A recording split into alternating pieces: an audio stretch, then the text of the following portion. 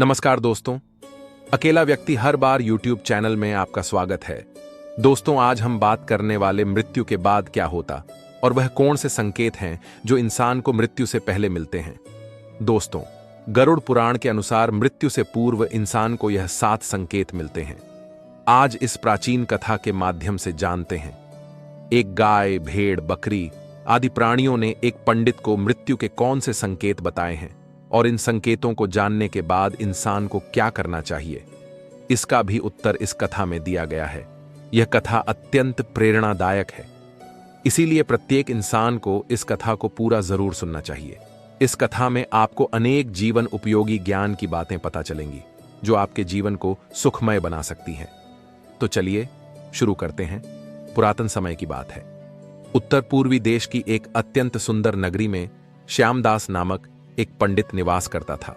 वह अपनी भक्ति विद्वता और नेक स्वभाव के कारण पूरे गांव में प्रसिद्ध था।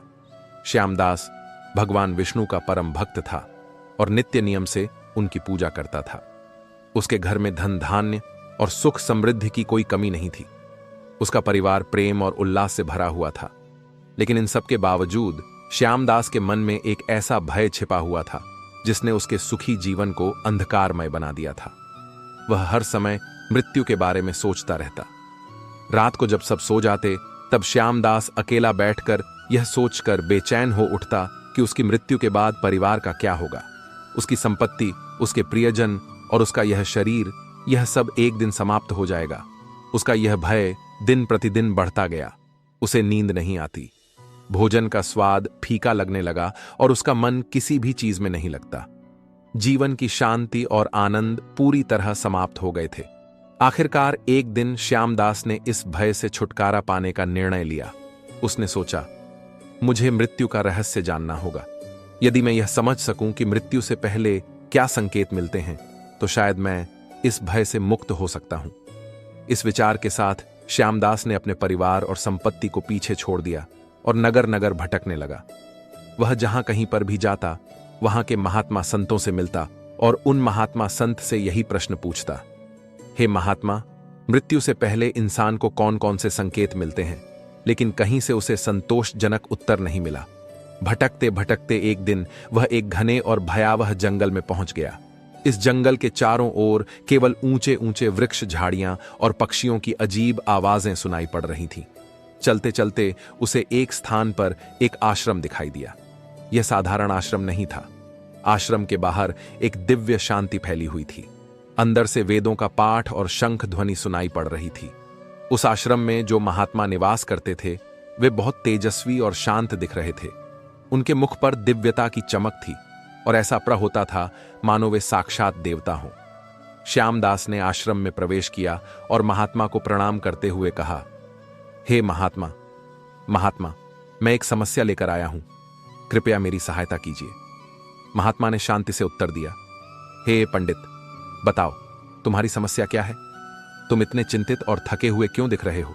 श्यामदास ने हाथ जोड़कर कहना शुरू किया, हे महात्मा, मैं मृत्यु के भय से अत्यधिक परेशान हूं। इस भय के कारण मुझे ना नींद आती है, ना भोजन अच्छा लगता है। मैं दिन रात केवल मृत्यु के बारे में ही सोचता हूं। महात्मा ने गंभीर स्वर में पूछा, मृत्यु का भय क्यों?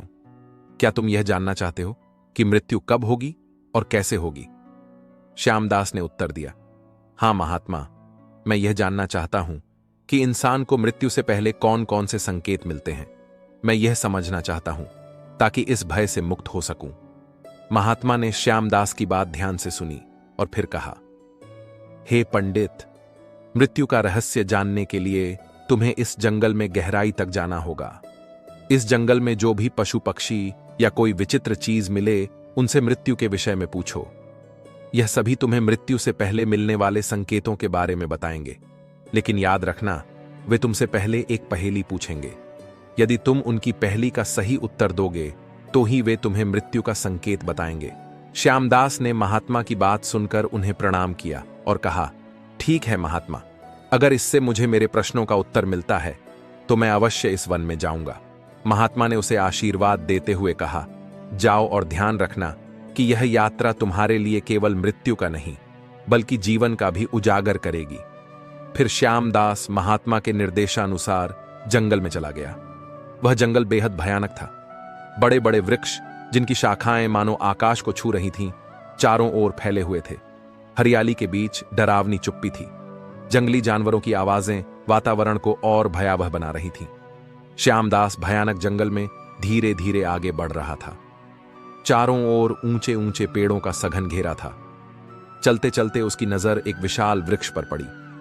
यह कोई साधारण वृक्ष नहीं था।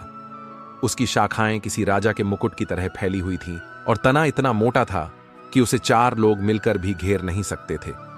वृक्ष के चारों ओर एक रहस्यमयी आभा थी और ऐसा प्रतीत हो रहा था जैसे वह वृक्ष उसे देख रहा हो। जैसे ही श्यामदास वृक्ष के पास पहुंचा, वृक्ष की गहरी धीमी आवाज गूंजी, हे पंडित, तुम कौन हो और इस भयानक वन में क्यों आए हो? तुम्हें किसने यहां पर भेजा है सब कुछ? सच सच बताओ। श्यामदास ने दोनों हाथ जोड़कर विनम्रता से कहा, हे महाव, मैं मृत्यु के रहस्य को जानने के लिए यहां आया हूं। मुझे यह जानना है कि मृत्यु से पहले कौन कौन से संकेत मिलते हैं। क्या आप मेरी सहायता कर सकते हैं? फिर वृक्ष ने धीरे धीरे अपना असली रूप धारण किया। उस महावृक्ष का विशाल काय मुख प्रकट हुआ। उसका मुख इंसान की भांति दिखा देने लगा। उस वृक्ष का वह अद्भुत रूप देखकर श्यामदास भयभीत होकर उस वृक्ष की ओर घूरने लगा। तभी वृक्ष ने अपनी आवाज को और गंभीर करते हुए कहा, हे पंडित, मैं तुम्हारी सहायता कर सकता हूं, लेकिन पहले तुम्हें मेरी पहेली का उत्तर देना होगा। यदि तुम सही उत्तर दोगे तो मैं तुम्हें मृत्यु से पूर्व मिलने वाला पहला संकेत बताऊंगा। श्यामदास ने आत्मविश्वास से कहा, हे वृक्ष, पूछिए। आपकी जो भी पहेली है उसका उत्तर देने के लिए मैं अपनी पूरी कोशिश करूंगा। वृक्ष ने थोड़ी देर चुप्पी साधी और फिर अपनी पहेली पूछी, हे पंडित, कौन है वह जो बिना पंखों के उड़ता है, बिना पैरों के चलता है और बिना जीभ के बोलता है? श्यामदास ने कुछ देर गहन विचार किया। उसने चारों ओर देखना शुरू किया और उसका ध्यान उस समय बह रही ठंडी हवा पर गया। कुछ क्षणों बाद उसने मुस्कुराते हुए उत्तर दिया, हे महावृक्ष, यह तो हवा है। वृक्ष अचानक हंस पड़ा। उसकी हंसी जंगल में गूंज उठी। उसने कहा, तुमने सही उत्तर दिया। हे पंडित, अब सुनो। मृत्यु का पहला संकेत यह है जब व्यक्ति के शरीर की ऊर्जा क्षीण होने लगे और वह हर समय थकान महसूस करे तो समझो मृत्यु निकट है। यह संकेत तुम्हें आत्मिक और शारीरिक रूप से सावधान करने के लिए है। श्यामदास ने वृक्ष को प्रणाम किया और कहा, हे महावृक्ष, मैं आपके ज्ञान के लिए हृदय से आभारी हूं। आपने प्रश्न का उत्तर दिया और मुझे मृत्यु के पहले संकेत के बारे में बताया।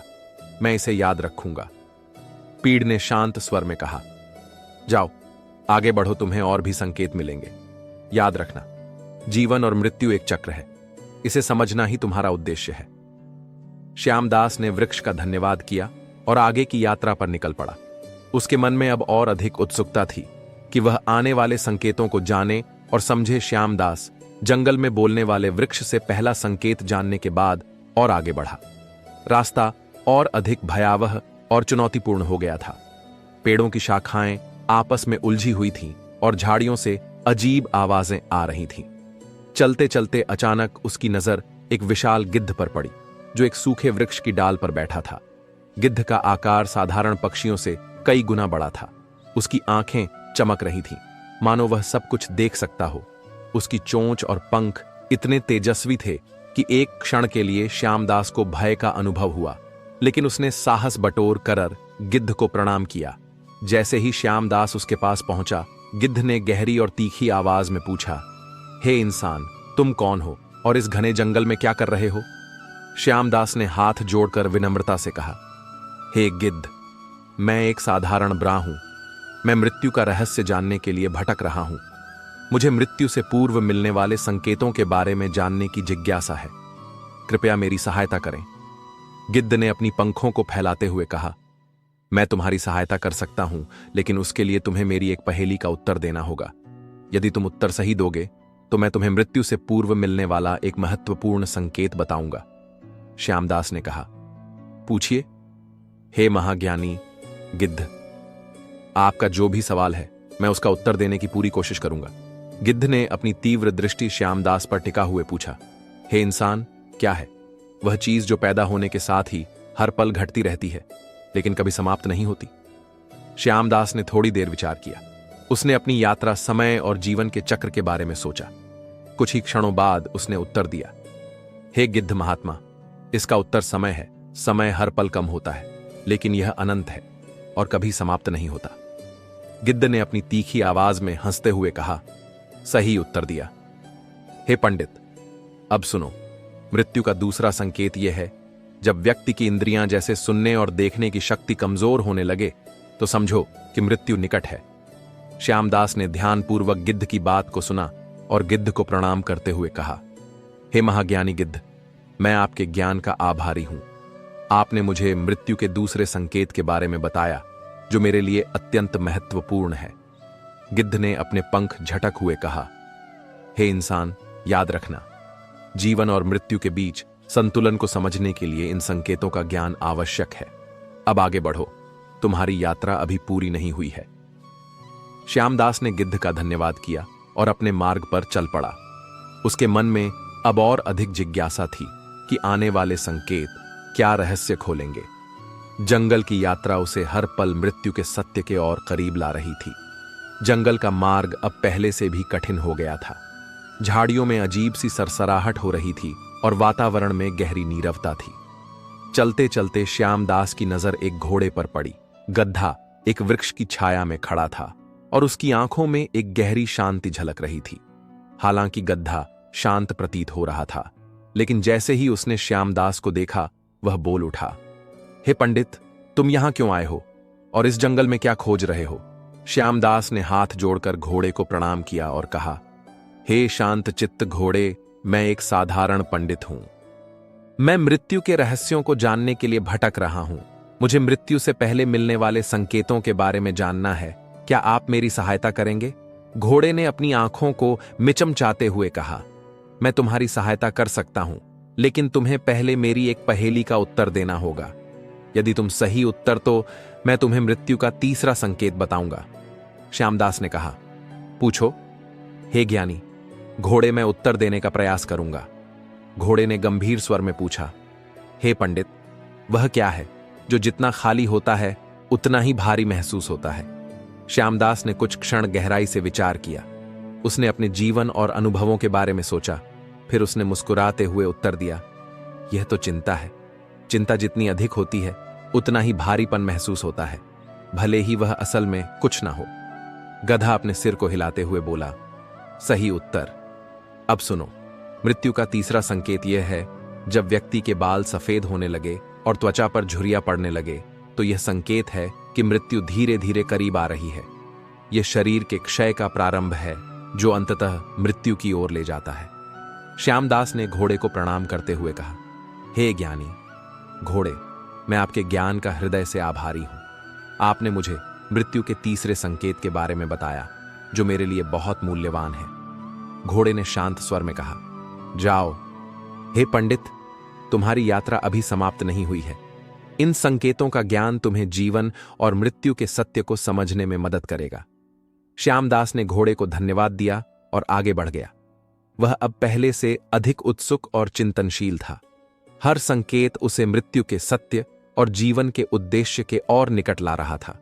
वह जंगल के गहरे हिस्से में प्रवेश कर चुका था। चारों ओर का माहौल और भी भयावह होता जा रहा था। विशालकाय पेड़ों के बीच अंधकार ने अपना डेरा जमा लिया था। पक्षियों और जंगली जानवरों की आवाजें वातावरण को रहस्यमय और डरावना बना रही थीं। कुछ दूरी तय करने के बाद अचानक श्यामदास की नजर एक विशाल शेर पर पड़ी। शेर एक चट्टान के पास खड़ा था और उसकी आंखें मानो श्यामदास की आत्मा को भेद रही थीं। शेर की गुर्राहट ने जंगल की नीरवता को भंग कर दिया। श्यामदास का दिल जोर से धड़कने लगा, लेकिन उसने खुद को साहसी दिखाते हुए शेर को प्रणाम किया। शेर ने गुर्रा हुए पूछा, हे इंसान, तुम यहां क्या कर रहे हो और इस जंगल में क्यों भटक रहे हो? श्यामदास ने डरते डरते कहा, हे जंगल के राजा, मैं मृत्यु के रहस्यों को जानने के लिए यहां आया हूं। मुझे मृत्यु से पहले मिलने वाले संकेतों की जानकारी चाहिए। कृपया मेरी सहायता करें। शेर ने अपने विशाल पंजों को जमीन पर पटक हुए कहा, मैं तुम्हें मृत्यु का एक संकेत बता सकता हूं, लेकिन पहले तुम्हें मेरी पहेली का उत्तर देना होगा। यदि तुम उत्तर सही दोगे तो मैं तुम्हें मृत्यु का चौथा संकेत बताऊंगा। श्यामदास ने सिर झुकाकर कहा, पूछो। हे महाबली शेर, मैं अपनी पूरी कोशिश करूंगा। शेर ने अपनी गहरी आवाज में पूछा, हे पंडित, वह क्या है जो देखने में खाली है लेकिन अपने भीतर सब कुछ समेटे हुए हैं? श्यामदास ने कुछ पल के लिए सोचा। उसे अपनी यात्रा के अनुभव और मृत्यु के संकेतों की सीख याद आई। फिर उसने आत्मविश्वास से कहा, यह तो आकाश है। आकाश को हम खाली और शून्य के रूप में देखते हैं, लेकिन यह अपने भीतर पूरी सृष्टि, हवा, बादल, सूरज, चांद और तारे समेटे हुए हैं। शेर ने अपनी गुर्राहट रोक दी और एक धीमी हंसी के साथ कहा, तुमने सही उत्तर दिया। हे पंडित, अब सुनो। मृत्यु का चौथा संकेत यह है, शरीर की त्वचा का पीली या काली पड़ना और चेहरे का तेज हीन हो जाना मृत्यु के निकट आने का एक महत्वपूर्ण संकेत है। यह संकेत इस बात को दर्शाता है कि शरीर की जीवन ऊर्जा क्षीण हो रही है और आत्मा धीरे धीरे शरीर से विदा लेने की तैयारी कर रही है। श्यामदास ने शेर को प्रणाम करते हुए कहा, हे महाबली, मैं आपके ज्ञान के लिए आभारी हूं। आपने मुझे मृत्यु का चौथा संकेत बताया जो मेरे लिए अत्यंत मूल्यवान है। शेर ने अपनी चमकती हुई आंखों से उसे देखा और कहा, याद रखना, मृत्यु केवल अंत नहीं बल्कि एक नई शुरुआत है। अब आगे बढ़ो, तुम्हें अभी और सीखना है। श्यामदास ने शेर का धन्यवाद किया और अपनी यात्रा पर आगे बढ़ा। जंगल अब और भी गहराई में प्रवेश कर चुका था और उसकी जिज्ञासा मृत्यु के संकेतों को लेकर और बढ़ गई थी। उसकी यात्रा उसे हर कदम पर मृत्यु के सत्य के और करीब ला रही थी। अब पहले से भी अधिक रहस्यमय और शांत हो गया था। बड़े बड़े वृक्षों के बीच एक पगडंडी उसे और अधिक अंदर ले जा रही थी। जंगल के इस भाग में वातावरण अजीब सा था, न डरावना और न ही सामान्य, बल्कि ऐसा लगता था जैसे यह स्थान किसी दिव्यता से भरपूर है। कुछ दूर चलते चलते श्यामदास की नजर एक विशाल गाय पर पड़ी। गाय का रूप अलौकिक था। उसका शरीर सुनहरी आभा से चमक रहा था और उसकी आंखों में गहरी करुणा झलक रही थी। वह बिल्कुल शांत खड़ी थी, मानो अपने चारों ओर का हर रहस्य जानती हो। श्यामदास को गाय के इस दिव्य रूप को देखकर एक अलग ही शांति का अनुभव हुआ। उसने तुरंत गाय को प्रणाम किया और विनम्रता से कहा, हे गौ माता, मैं मृत्यु के रहस्य को समझने के लिए भटक रहा हूं। मैंने इस जंगल में अनेक संकेत प्राप्त किए हैं, लेकिन अब मुझे आपसे सहायता चाहिए। क्या आप मुझे मृत्यु से पहले मिलने वाले किसी संकेत के बारे में बता सकती हैं? गाय ने अपने शांत और करुणामय स्वर में कहा, हे पंडित, मैं तुम्हारी सहायता अवश्य करूंगी, लेकिन पहले मेरी एक पहेली का उत्तर दो। यदि तुम सही उत्तर दोगे तो मैं तुम्हें मृत्यु का 5वां संकेत बताऊंगी। श्यामदास ने तुरंत कहा, पूछो। हे गौ माता, मैं अपनी पूरी कोशिश करूंगा। गाय ने अपनी बड़ी आंखों को झपका हुए पूछा, वह कौन सा अमृत है जो बिना पिए ही जीवन को बनाए रखता है और बिना देखे भी हर प्राणी के लिए आवश्यक है? श्यामदास ने थोड़ी देर सोचा। उसने अपने जीवन और प्रकृति के बारे में विचार किया। उसे उत्तर शीघ्र ही स्पष्ट हो गया। उसने कहा, यह तो प्राण वायु है। बिना प्राण वायु के कोई भी जीवित नहीं रह सकता। यह जीवन का आधार है। गाय ने प्रसन्न होकर सिर हिलाया और कहा, सही उत्तर। हे पंडित, तुम्हारी बुद्धि और एकाग्रता प्रशंसनीय है। अब सुनो, मृत्यु का 5वां केत यह है, जब व्यक्ति का शरीर भोजन के प्रति उदासीन हो जाए और वह खाने का स्वाद ना ले पाए तो समझो कि मृत्यु का समय निकट है। यह संकेत शरीर और आत्मा के पृथक्करण का प्रारंभ है।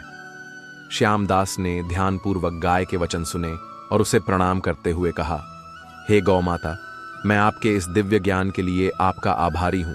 आपने मुझे मृत्यु के एक और महत्वपूर्ण संकेत से अवगत कराया। यह मेरे लिए अत्यंत मूल्यवान है।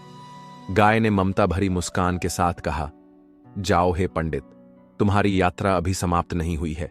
आगे बढ़ो और मृत्यु के सत्य को पूर्णता से समझने का प्रयास करो। याद रखो, ज्ञान और समझ से ही जीवन और मृत्यु के चक्र को स्वीकार करना संभव है। श्यामदास ने गाय को धन्यवाद दिया और अपनी यात्रा पर आगे बढ़ गया। उसके मन में अब और अधिक उत्सुकता थी। हर संकेत उसे जीवन और मृत्यु के बीच छिपे गहरे रहस्यों को समझने के लिए प्रेरित कर रहा था। थोड़ी देर चलने के बाद श्यामदास की नजर एक सुंदर भेड़ पर पड़ी, जो एक ऊंचे वृक्ष की शाखा पर बैठा हुआ था। उसकी आंखों में चमक और चाल ढाल में अद्भुत आत्मविश्वास था। ऐसा लग रहा था कि वह केवल एक पक्षी नहीं बल्कि किसी विशेष ज्ञान का स्रोत हो। जैसे ही श्यामदास ने उसे देखा, तोता बोल पड़ा, हे पंडित, तुम कौन हो और इस जंगल में क्यों भटक रहे हो? श्यामदास ने हाथ जोड़कर भेड़ को प्रणाम किया और कहा, हे ज्ञानी भेड़, मैं मृत्यु के रहस्यों को समझने के लिए इस जंगल में भटक रहा हूं। मैंने अब तक कई संकेत प्राप्त किए हैं और अब आपसे सहायता की अपेक्षा करता हूं। कृपया मुझे मृत्यु से पहले मिलने वाले किसी संकेत के बारे में बताइए। तोता ने अपनी गण को इधर उधर घुमाते हुए कहा, मैं तुम्हारी सहायता कर सकता हूं, लेकिन उसके लिए तुम्हें मेरी एक पहेली का उत्तर देना होगा। यदि तुम सही उत्तर दोगे तो मैं तुम्हें मृत्यु का छठा संकेत बताऊंगा। श्यामदास ने उत्सुकता से कहा, पूछो। हे तोता, मैं उत्तर देने का प्रयास करूंगा। तोता ने तीव्र स्वर में पूछा, हे पंडित, वह कौन सी चीज है जो हमेशा दूसरों की नकल करती है लेकिन खुद कभी मौलिक नहीं होती? श्यामदास ने कुछ पल के लिए विचार किया। उसने पेड़ों के नीचे फैली हुई छाया पर ध्यान दिया और मुस्कुराते हुए उत्तर दिया, यह छाया है। छाया हमेशा दूसरों की नकल करती है लेकिन उसकी अपनी कोई पहचान नहीं होती। तोता ने हंसते हुए कहा, सही उत्तर। हे पंडित, तुम्हारी बुद्धि और ज्ञान की प्रशंसा करता हूं। अब सुनो, मृत्यु का छठा संकेत यह है, जब व्यक्ति के सपने डरावने और विचित्र होने लगे और वह गहरी और शांत नींद ना ले पाए तो समझो मृत्यु निकट है। सपने आत्मा की चेतना के संकेत होते हैं और उनका विचलित होना मृत्यु के आगमन का सूचक है। श्यामदास ने भेड़ को प्रणाम करते हुए कहा, हे ज्ञानी भेड़, मैं आपके इस ज्ञान के लिए आपका हृदय से आभारी हूं। आपने मुझे एक और महत्वपूर्ण संकेत से अवगत कराया है।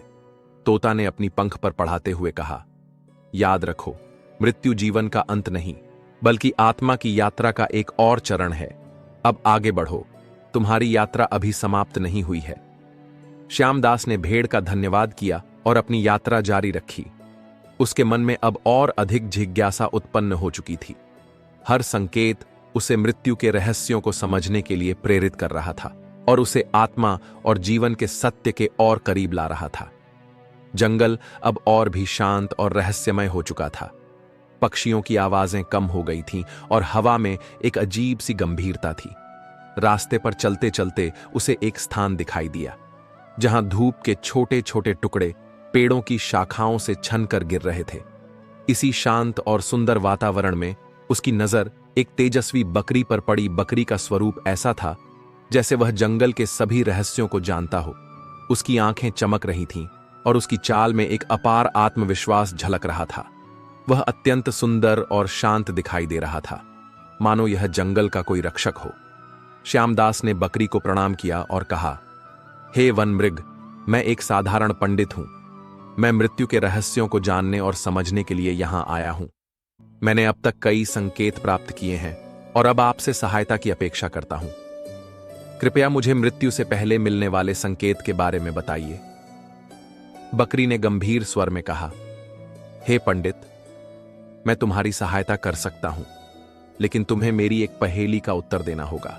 यदि तुम सही उत्तर दोगे तो मैं तुम्हें मृत्यु का सातवां और अंतिम संकेत बताऊंगा।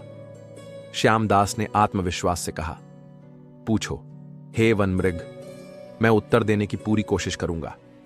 बकरी ने अपनी चमकती आंखों से श्यामदास की ओर देखा और पूछा, वह कौन सी चीज है जो बिना किसी रोक टोक के चलती रहती है लेकिन जिसका अंत हर किसी के लिए निश्चित है?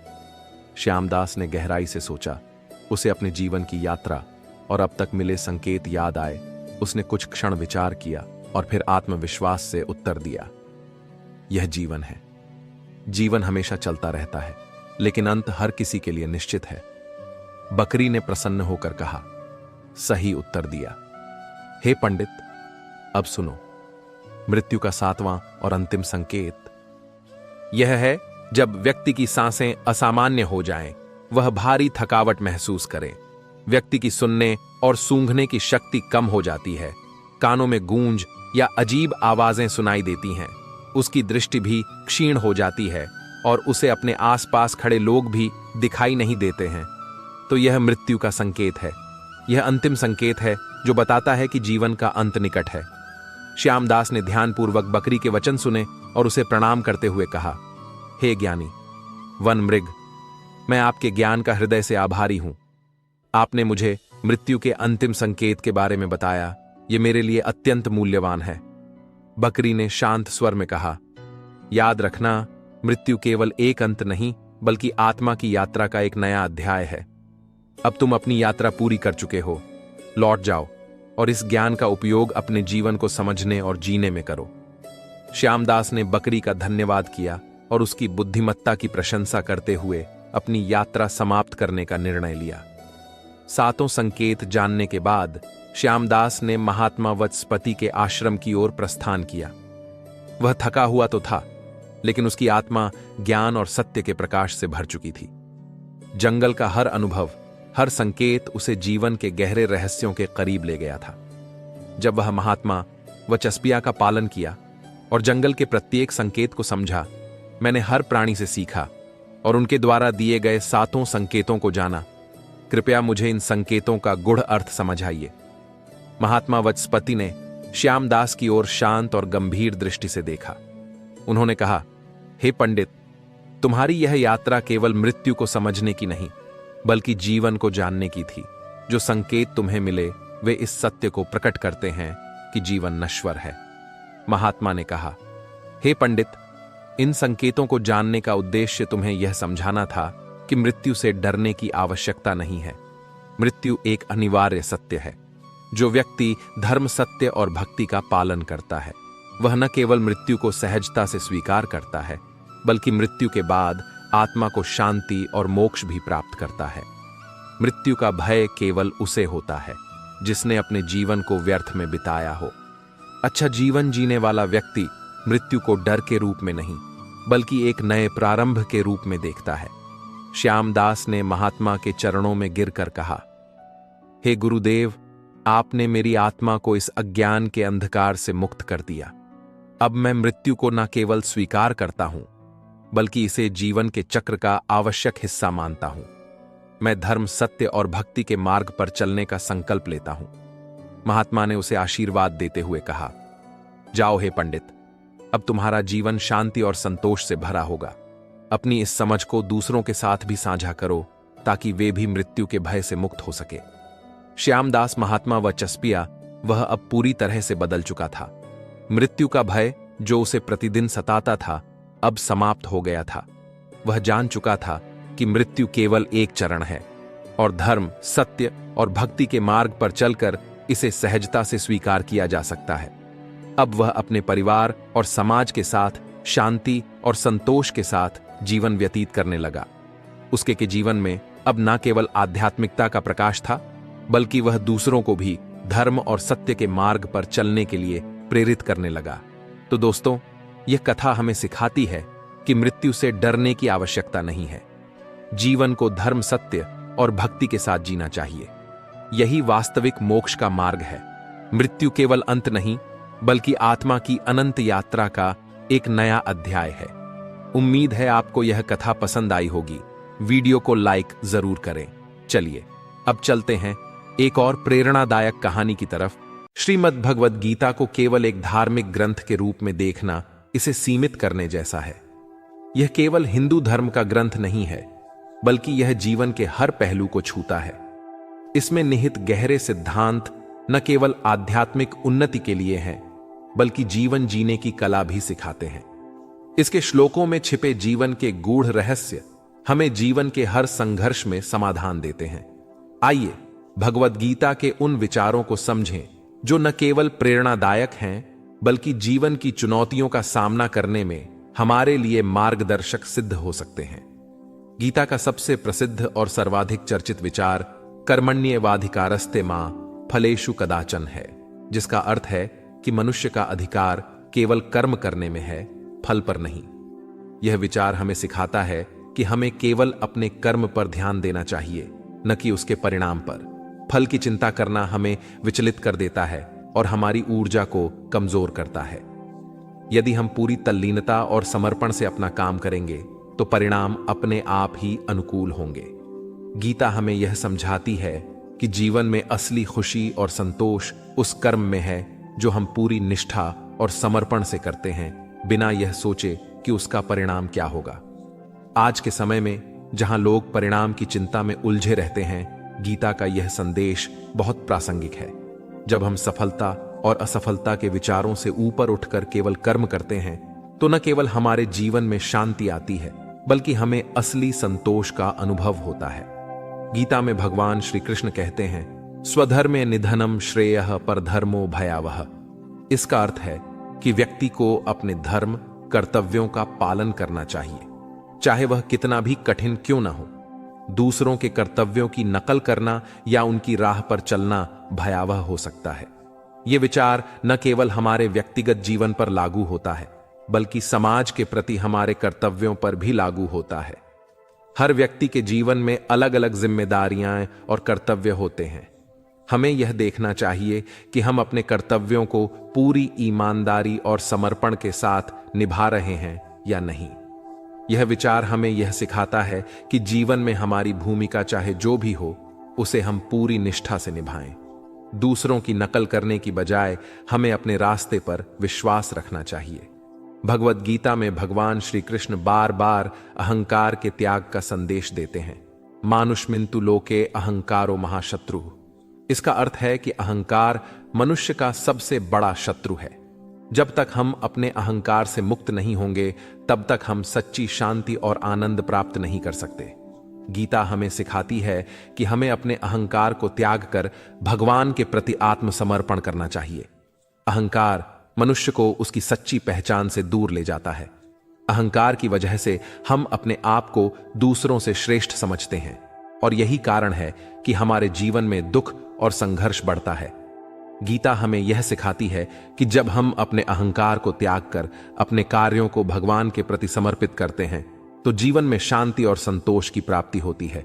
गीता में भगवान श्री कृष्ण कहते हैं, मनः एव मनुष्याणाम कारणम बंध मोक्षयो। इसका अर्थ है कि मन ही मनुष्य के बंधन और मुक्ति का कारण है। यदि हमारा मन अशांत है तो हम बंधन में फंस जाते हैं, और यदि हमारा मन शांत और नियंत्रित है तो हम मुक्ति की ओर बढ़ते हैं। गीता हमें मन के नियंत्रण का महत्व सिखाती है। ध्यान, योग और साधना के माध्यम से हम अपने मन को नियंत्रित कर सकते हैं और उसे सही दिशा में ले जा सकते हैं। आज के दौर में जहां हर व्यक्ति किसी न किसी तनाव या चिंता से ग्रसित है, मन का नियंत्रण अत्यधिक महत्वपूर्ण है। ध्यान और योग के माध्यम से मन की शांति प्राप्त की जा सकती है, और यह हमें जीवन के हर क्षेत्र में सफलता प्राप्त करने में सहायक होता है। गीता का यह संदेश आज भी उतना ही प्रासंगिक है जितना उस समय था जब इसे कहा गया था। भगवद गीता में समत्व का सिद्धांत बहुत महत्वपूर्ण है। समत्वम योग उच्यते का अर्थ है कि सुख दुख, लाभ हानि, जय पराजय में समानता रखना ही सच्चा योग है। जीवन में उतार चढ़ाव आते हैं, लेकिन जो व्यक्ति संभाव में रहता है वह सच्ची शांति प्राप्त करता है। गीता सिखाती है कि हमें जीवन की हर स्थिति में संतुलन बनाए रखना चाहिए, चाहे वह कितनी भी कठिन क्यों ना हो। यह विचार हमें सिखाता है कि जब हम जीवन के सुख दुख को समान भाव से स्वीकार करते हैं, तो हम मानसिक रूप से मजबूत होते हैं और जीवन के संघर्षों का सामना करने में सक्षम होते हैं। गीता का यह सिद्धांत हमें मानसिक संतुलन बनाए रखने की प्रेरणा देता है। गीता में भगवान श्री कृष्ण ने अर्जुन को भयमुक्त होकर अपने कर्तव्यों का पालन करने की शिक्षा दी। मामेकम शरणम व्रज अहम त्वाम सर्व पापेभ्यो मोक्षयिष्यामि मा शुचः। इसका अर्थ है कि भगवान के प्रति पूर्ण विश्वास और समर्पण से सभी प्रकार के भय समाप्त हो जाते हैं। जीवन में हम अक्सर असफलता, हानि और कठिनाइयों से डरते हैं, लेकिन गीता सिखाती है कि जब हम भगवान पर विश्वास रखते हैं तो हमें किसी भी चीज से डरने की आवश्यकता नहीं होती। भगवद गीता का यह संदेश हमें आत्मविश्वास से भर देता है। यदि हम अपने जीवन में भय को त्याग कर केवल अपने कर्तव्यों पर ध्यान केंद्रित करते हैं, तो न केवल हम सफलता प्राप्त करेंगे, बल्कि मानसिक शांति भी प्राप्त करेंगे। भय मनुष्य को कमजोर बनाता है, और गीता हमें उस कमजोरी से मुक्त होने की प्रेरणा देती है। गीता में भगवान श्री कृष्ण कहते हैं, न जायते म्रियते व कदाचिन नायम भूत्वा भविता व न भूयः।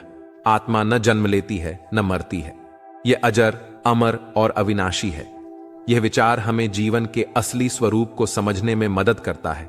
शरीर नश्वर है, लेकिन आत्मा शाश्वत है। गीता का यह सिद्धांत हमें मृत्यु के भय से मुक्त करता है और हमें यह समझाता है कि आत्मा का अस्तित्व अनंत है। आज के युग में जहां लोग मृत्यु और हानि के डर से ग्रस्त रहते हैं, गीता का यह विचार एक बहुत ही सशक्त संदेश देता है।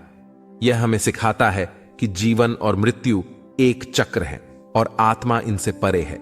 जब हम इस सत्य को समझते हैं तो जीवन में आने वाले दुख और कठिनाइयों का सामना करने की शक्ति प्राप्त करते हैं।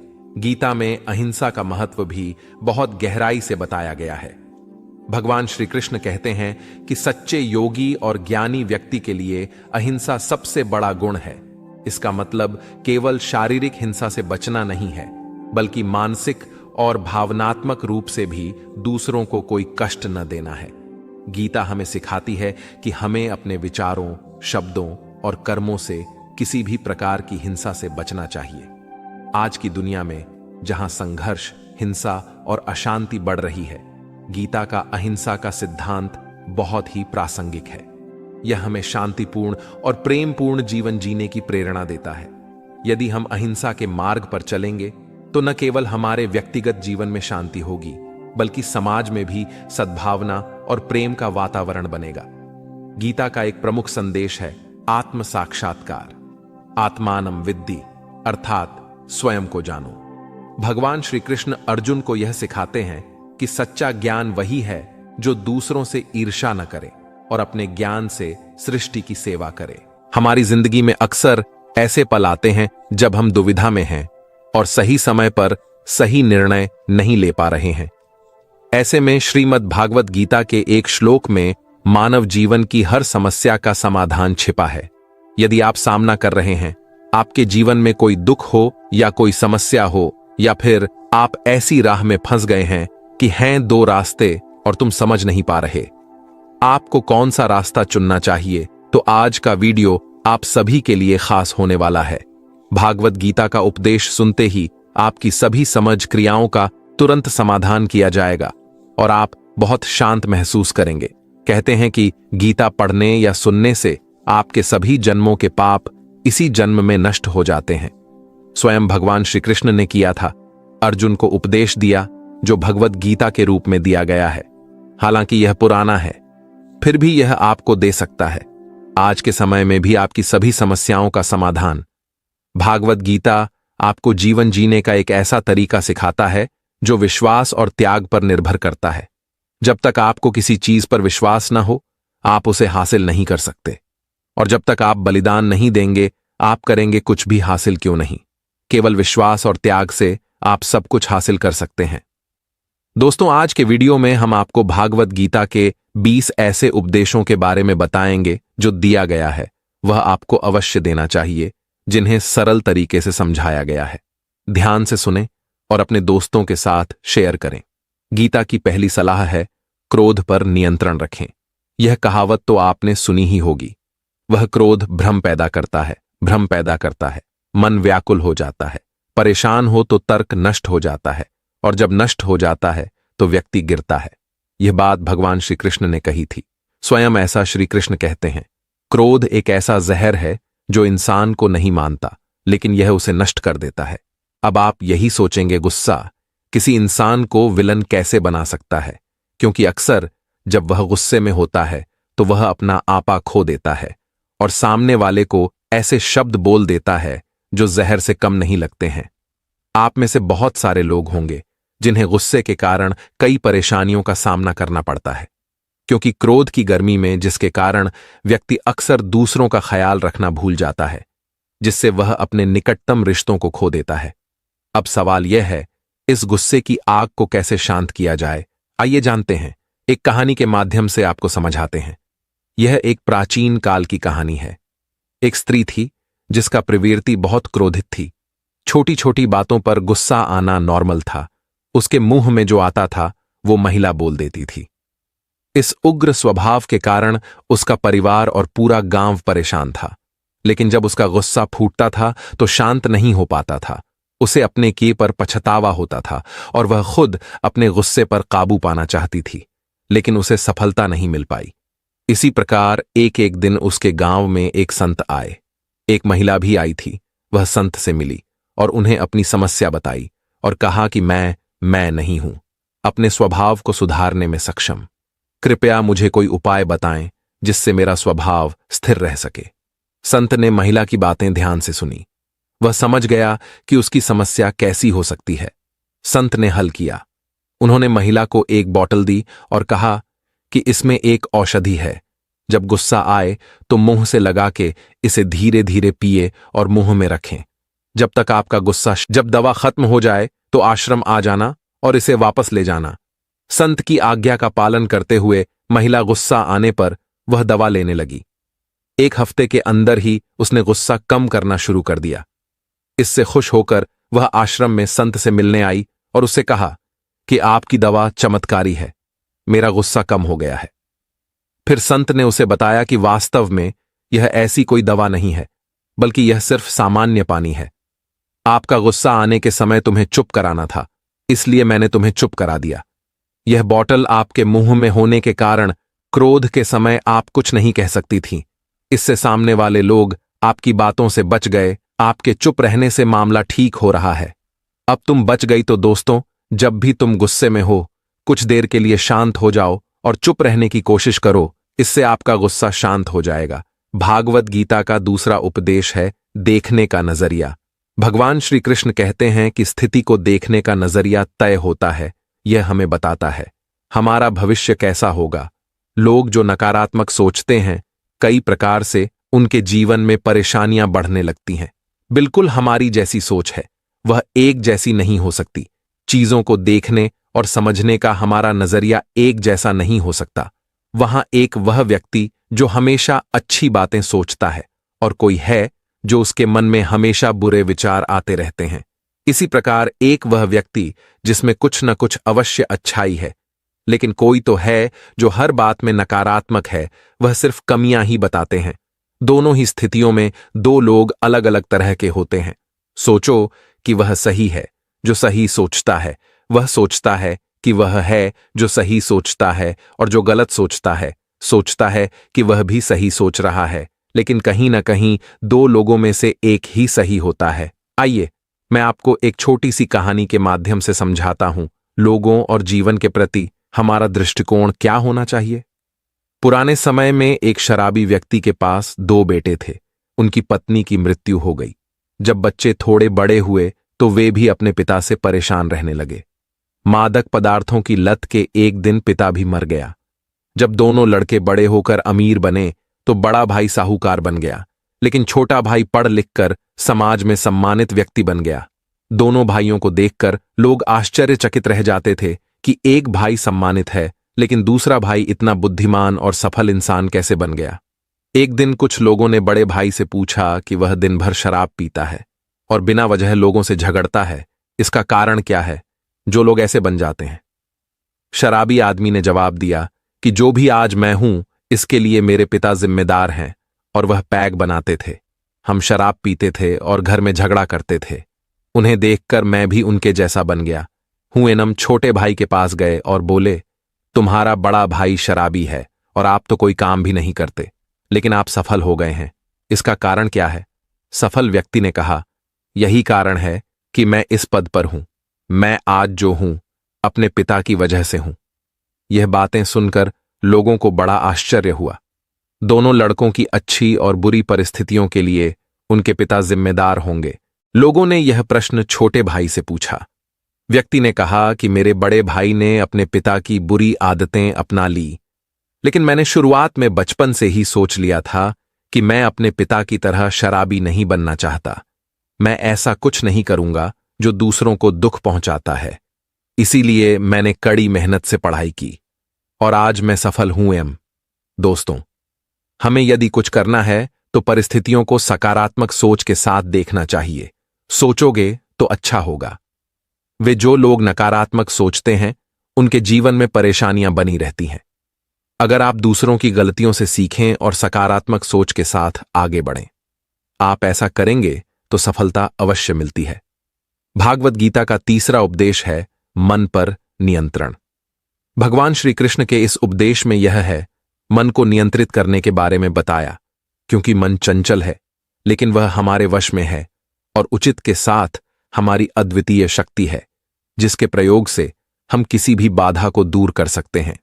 आपके जीवन में अच्छाई पैदा करने के लिए आपका दिमाग सबसे महत्वपूर्ण है, लेकिन अगर इसका सही तरीके से इस्तेमाल नहीं किया जाए तो यह आपके जीवन की सबसे विनाशकारी शक्ति भी हो सकती है। आपका मन, विशेषकर आपका विचार, आपके जीवन को प्रभावित करते हैं और इसीलिए जीवन को ठीक से जीने के लिए हमें यह करना होगा। हमारे दिमाग पर पूरा प्रभाव भागवत का लाना होगा।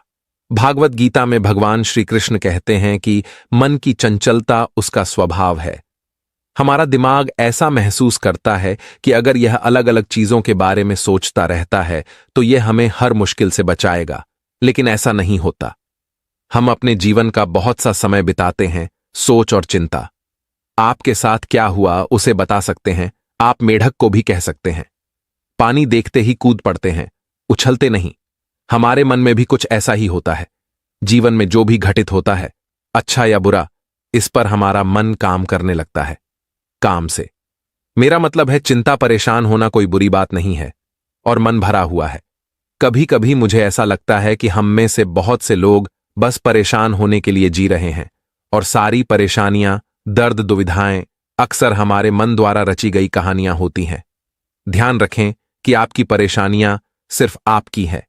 यह दिमाग की एक स्थिति। इससे छुटकारा पाने के लिए आपके मन को शांत रखकर सही उपायों पर काम करना होगा। अगर आप चाहते हैं तब आपका मन शांत रहेगा। मैं आपको एक कहानी के माध्यम से समझाऊंगा। एक व्यापारी के पास बहुत पैसे थे, उसके पास धन था, लेकिन फिर भी उसके पास मन की शांति नहीं थी। एक दिन की बात है कि एक नगर में एक संत रहते थे। उनसे लोगों को ऐसी सिद्धि मिलती है। सेठ उस संत के पास गया और बोला, महाराज, मेरे पास बहुत पैसा है लेकिन मन की शांति नहीं है। साधु ने कहा, बेटा, तुम मेरी तरह चुपचाप देखते रहो, इससे आपको मन में शांति पाने की युक्ति मिलेगी। अगले दिन साधु ने सेठ को तेज धूप में बैठाया और साधु खुद झोपड़ी में चला गया। सेठ गर्मी से बेहाल हो गया, लेकिन वह दूसरे दिन चुप रहे। ऋषि ने उसे कुछ भी खाने को नहीं दिया और सेठ स्वयं तरह तरह का व्यंजन खाते रहे। इस दिन भी वह चुप रहे। पर तीसरे दिन जब सेठ गुस्से में वहां से जाने लगा तो ऋषि ने पूछा कि क्या हुआ। सेठ ने कहा, महाराज, मैं बड़ी आशा लेकर यहां आया था, लेकिन यहां मुझे निराशा ही हाथ लगी। इस पर ऋषि ने कहा, मैंने तुम्हें शांति की युक्ति बताई, पर पहले दिन जब मैंने तुम्हें धूप में बैठने के लिए कहा था और मैं आप झोपड़ी में बैठ गया, मैंने तुमसे कहा था कि मेरी छाया होगी, तो तुम्हें कोई फायदा नहीं। मैंने तुम्हें भूखा रखा और अपने आप पेट भर खाया। उसी से मैंने तुम्हें समझाया कि मेरी साधना से तुम्हें सिद्धि नहीं मिलेगी। जिस तरह से आप मेहनत करेंगे, अपनी मेहनत और प्रयास से ही शांति प्राप्त होगी। मैं आपके मन को शांत नहीं कर सकता। उसके लिए आपको स्वयं ऐसे कार्य करने होंगे जिनसे मानसिक शांति मिले। यह सुनकर सेठ की आंखें खुलीं और उन्होंने ऋषि से आशीर्वाद लिया और अपने घर चला गया। दोस्तों, मन को शांत करने के लिए जब तक आपके पास शांति ना हो, तब तक आपको क्रोध और बुरी चीजों से बचना होगा। आपके दिमाग में जब तक क्रोध और बुरी बातें हैं, प्यार और शांति इसमें प्रवेश नहीं कर सकते। भागवत गीता का चौथा उपदेश स्वयं के प्रति जागरूक होना है।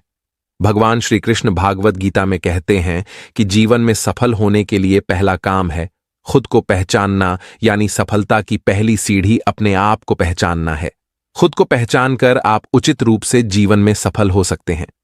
अपने आप को पहचानने का मतलब अगर कम शब्दों में कहें तो खुद को पहचानने का मतलब है काबू पाना। बाधाएं, परेशानियां, रुकावटें, निराशाएं और असफलताएं जो आपके और आपके लक्ष्य के बीच आती हैं, इसे पाने के लिए खुद को पहचानना जरूरी है। खुद को पहचानो। हमें सबसे पहले खुद से बात करनी होगी, यानी सबसे पहले हम अपने आप को पहचानने की कोशिश करेंगे। मैं कौन हूं? मैं कैसा हूं? मेरा अस्तित्व क्या है? मेरे अंदर कौन है? मेरे पास क्या क्षमताएं हैं? मुझ में क्या क्या कमियां हैं? मुझ में क्या अच्छे गुण हैं? मैं कैसे सोचता हूं? मेरे अंदर क्या गुण हैं? मेरे जीवन का उद्देश्य क्या है? मेरे जीवन का लक्ष्य क्या है? वह कार्य जो मैं वर्तमान में कर रहा हूं। अगर आप यह समझ जाते हैं तो मेरा उद्देश्य पूरा हो जाएगा। मैं अपने लक्ष्य तक पहुंच गया। अगर मेरा काम मेरे उद्देश्यों को पूरा नहीं कर रहा है और मैं अपने लक्ष्य तक पहुंचने में सक्षम नहीं हूं, फिर क्या मैं गलतियां कर रहा हूं कि मैं अपना लक्ष्य हासिल नहीं कर पा रहा हूं? कि स्वयं ऐसा क्या है? पूर्णता प्राप्त करने और अपने लक्ष्य तक पहुंचने में बाधा बन गया है। दुनिया में ज्यादातर लोग खुद को जानने में असफल होने के कारण ही इसका शिकार होते हैं। खुद को जानने की बजाय दूसरों को जानने में लगे रहते हैं और दूसरों को जानने में वे अपना सारा दिमाग खर्च कर देते हैं। उनका सारा समय, उनकी सारी ताकत दूसरों को समझने की कोशिश करता रहता है, फिर भी वह सामने वाले को नहीं जान पाते। यदि कोई व्यक्ति दूसरों को जानने की बजाय अपना सारा दिमाग, अपना सारा समय और अपनी सारी शक्ति स्वयं को जानने में लगाता है, तब क्या हम ऐसा कह सकते हैं? वह कुछ ऐसा करेगा कि दुनिया उसके चरणों में होगी। उस व्यक्ति को खुद पता नहीं कि क्या होगा। उसने जो कारनामा किया है, इसलिए जागो और अपने आप को पहचानो, अपनी ताकत को पहचानो, तभी तुम इतिहास रच सकते हो। भागवत गीता का 5वां उपदेश है, स्वयं का निर्माण करें। श्री कृष्ण कहते हैं कि मानव जीवन अमूल्य है, इससे कोई इनकार नहीं करता, लेकिन यह भी एक विडंबना है कि हम ईश्वर के अंश शरीर का उतना आदर नहीं करते हैं जैसा कि हमें वास्तव में करना चाहिए। उन सभी को शरीर की ऊपरी सुंदरता के बारे में बहुत चिंता ना करें, लेकिन शरीर के भीतर बैठा भगवान सब देखता है। और हम कभी भी मंदिर जैसे निवास के प्रति जागरूक नहीं होना चाहते, इसलिए हम पागल बने रहते हैं, जो भौतिक सुख दुख के चक्र में उलझा हुआ और अपने ही विकास के प्रति लापरवाह बने रहते हैं, जिसके परिणाम न केवल हम पर असर डालते हैं, बल्कि हमारा परिवार, समाज, राष्ट्र और पूरा विश्व भी हमें कोसता ही होगा। किसी न किसी रूप में कष्ट उठाना ही होगा। अगर हम आज की सबसे बड़ी जरूरत की बात करें, जैसे स्वयं का निर्माण करना है, हमें विचार करना होगा। अपना निर्माण कैसे करें? भगवान ने हमें सर्वश्रेष्ठ बनाया। बस इसे स्वीकार कर लेने से हम सर्वश्रेष्ठ नहीं बन गए हैं। हमें अपने विचारों, शब्दों और कर्मों से बेहतर बनना होगा। जब तक हम स्वयं को ईश्वर की एक इकाई नहीं मानते, हमारा या आपका कुछ भला नहीं हो सकता। हमें अपने शरीर रूपी मंदिर को महत्व देना चाहिए और उसके भीतर बैठा हुआ जीवित तत्व, इसकी स्वच्छता और इसके प्रति हमें इसे कायम रखना होगा। समर्पण की भावना से हमें बाहरी विकास से ज्यादा अपने विकास की चिंता करनी होगी। इसके लिए हमें करना होगा, केवल अच्छे और सकारात्मक बिंदुओं पर ध्यान दें। हम दूसरों की भी मदद करेंगे। अपने आप को, हम सभी को अच्छे गुणों पर ध्यान देना होगा। हम सब हैं सर्वशक्तिमान। ईश्वर के बच्चे, सभी गुण सर्वशक्तिमान ईश्वर के हैं। हमारे भीतर उन शक्तियों का सदुपयोग करके हम अपना निर्माण कर सकते हैं और खुद को खूबसूरत बनाने के साथ साथ मदद भी कर सकते हैं। हमारा परिवार, समाज, राष्ट्र और संपूर्ण सृष्टि है, ये हमें मानना होगा। आज हमारे जीवन में आत्मनिर्माण की पहली सुबह होगी और सबसे पहले अपने स्वयं के निर्माण के लिए प्रयास करें। मेरा विश्वास करो, असंभव का विचार ही संभव की राह में सबसे बड़ी बाधा है। इसलिए ताला लगा दीजिए। असंभव को संभव बनाओ, स्मरण करो, मंत्र का जाप करो। आपकी पहचान आप नहीं, आपका व्यक्तित्व है। आपके व्यक्तित्व को रेखांकित करने वाला है, इसके लिए कोई दूसरा नहीं है। भागवत गीता का 6ठा उपदेश है, कर्म करो, परिणाम की चिंता मत करो। श्री कृष्ण ने इसका महत्व बताया है। भागवत गीता में कर्म, परिणाम और परिणाम के बीच संबंध समझाते हुए कहते हैं कि हमें काम करना चाहिए, लेकिन करना चाहिए। परिणाम की चिंता नहीं करनी चाहिए। इसका अर्थ यह है क्योंकि हम हमारे कार्यों के परिणाम की भविष्यवाणी कर सकते हैं, लेकिन परिणाम निश्चित होते हैं। इसलिए नतीजों की चिंता मत करो और इसकी वजह से हमें बहुत कुछ झेलना पड़ता है। चिंता और तनाव, श्री कृष्ण इससे भी आगे बढ़कर कहते हैं कि अपना काम करना हमारा कर्तव्य है, लेकिन हमें कर्म फल के बंधन से मुक्त होकर अपना कर्म करना चाहिए। हम अपने कर्मों के फल की चिंता करके अपना कर्तव्य नहीं निभाते हैं। भगवान श्री कृष्ण कहते हैं कि जब हम कर्म करते हैं, हमें अपने कर्तव्य के प्रति उत्साह और दृढ़ संकल्प रखना चाहिए, जो सफल जीवन के लिए आवश्यक है। मैं आपको बताऊंगा। यह एक कहानी के माध्यम से मैं स्पष्ट कर दूं कि एक राजा था जो अपनी प्रजा का बहुत ख्याल रखता था। वह अपनी प्रजा के बीच जाते हैं और उनकी समस्याएं सुनने की कोशिश करते हैं, उनकी समस्याओं का समाधान करते हैं। इसीलिए उनकी कर्तव्य परायणता की खबर दूर दूर तक फैल गई।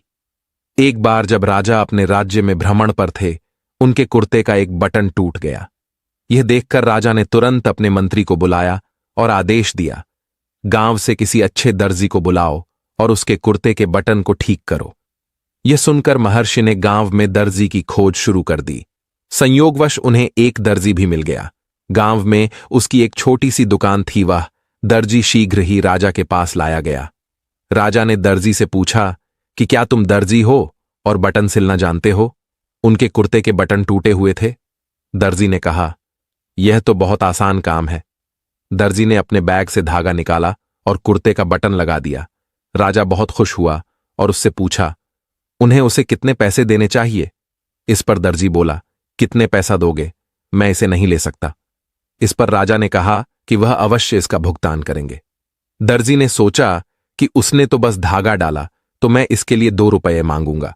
फिर दर्जी ने सोचा कि राजा शायद ऐसा सोचेगा, 2 रुपये में इतना काम होता है तो गांव वालों से कितना पैसा मिलेगा।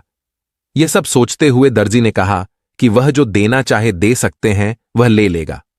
यह सुनकर राजा ने उन्हें उनकी क्षमता के अनुसार 2 गांव देने का निर्णय लिया। राजा ने कहा कि समाज में उनका रुतबा कम नहीं होना चाहिए, इसलिए उन्होंने यह आदेश दिया। दर्जी ने मन में सोचा कि वह तो 2 रुपये मांग रहा है, और वह 2 गांवों का स्वामी बन गया। दोस्तों, हम सभी अपनी क्षमता के अनुसार सोचते हैं, परंतु परमेश्वर हमें सब कुछ अपने अनुसार देता है। हम भगवान से कई बार कम मांगते हैं, हमें उसका 2 गुना मिलता है। अपनी क्षमता के आधार पर कुछ अच्छा और बड़ा देता है। भगवान इसीलिए श्री कृष्ण ने गीता में कहा है कि कर्म करो, फल की चिंता मत करो, और यही इस कहानी का सार भी है। भागवत गीता का 7वां उद्देश्य लक्ष्य है। हमेशा याद रखें, भागवत गीता में श्री कृष्ण कहते हैं कि कोई भी लक्ष्य निर्धारित करने से पहले अपने आप से 3 प्रश्न पूछे। सबसे पहले, आप वह काम क्यों करना चाहते हैं? दूसरा, इसका परिणाम क्या होगा? तीसरा, आपको इसमें सफलता मिलेगी या नहीं?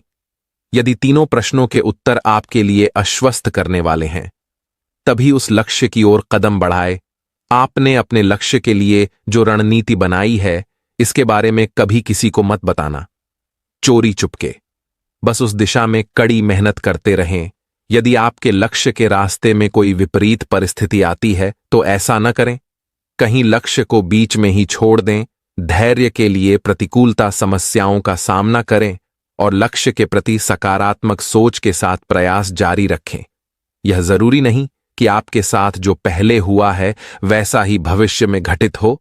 अपना भविष्य संवारने की गुंजाइश हमेशा आपके हाथ में है। हमेशा हमारे आसपास कुछ ऐसे लोग होते हैं जो तेजी से सफल होते हैं। कुछ लोग सफल हो जाते हैं, तुम जीवन में आगे बढ़ो, जबकि कुछ लोग लाख कोशिश करने के बाद भी जीवन में सफल नहीं हो पाते हैं। पहले उन्हें अपने लक्ष्य निर्धारित करने की आवश्यकता है, ताकि वे जान सकते हैं कि किस दिशा में जाना है। इसीलिए आगे बढ़ो और कड़ी मेहनत करो। यदि आपको कठिनाई हो रही है जीवन में सफल होने के लिए लक्ष्य निर्धारित करने में, फिर हमेशा ये बातें याद रखें। दूसरों के अनुसार लक्ष्य के बजाय अपने अनुसार लक्ष्य चुनें। तब आप काम को अपने तरीके से निपटाने की कोशिश करें तो यह निर्णय लेना आसान होगा। लेकिन सपने देखना अच्छी बात है।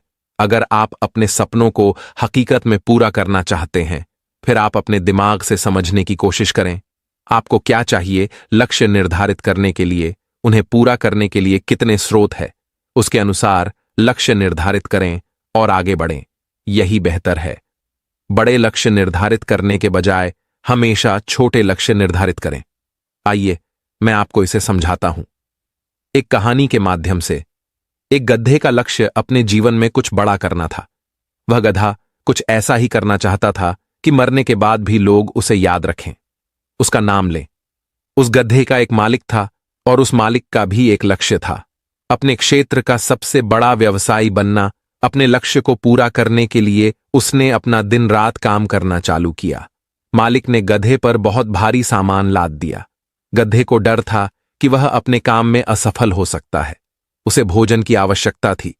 इसी डर के कारण वह अपने स्वामी को छोड़ने में असमर्थ था और उसने अपने स्वामी का पूरा धन खर्च करवा दिया। पूरी जिंदगी अपने मालिक के साथ। जब गधा बूढ़ा हो गया, उसके मालिक ने उसे मरने के लिए जंगल में छोड़ दिया। जब गधा मरने वाला था तो वह अपने जीवन के बारे में सोचता है। गधा मन ही मन सोचता है, अगर मैंने एक बार कोशिश की होती तो क्या होता, शायद मेरी जिंदगी अलग हो सकती थी। अगर मैंने हिम्मत दिखाई होती तो आज मैं एक अलग जगह पर होता। अंत में गधा मर जाता है।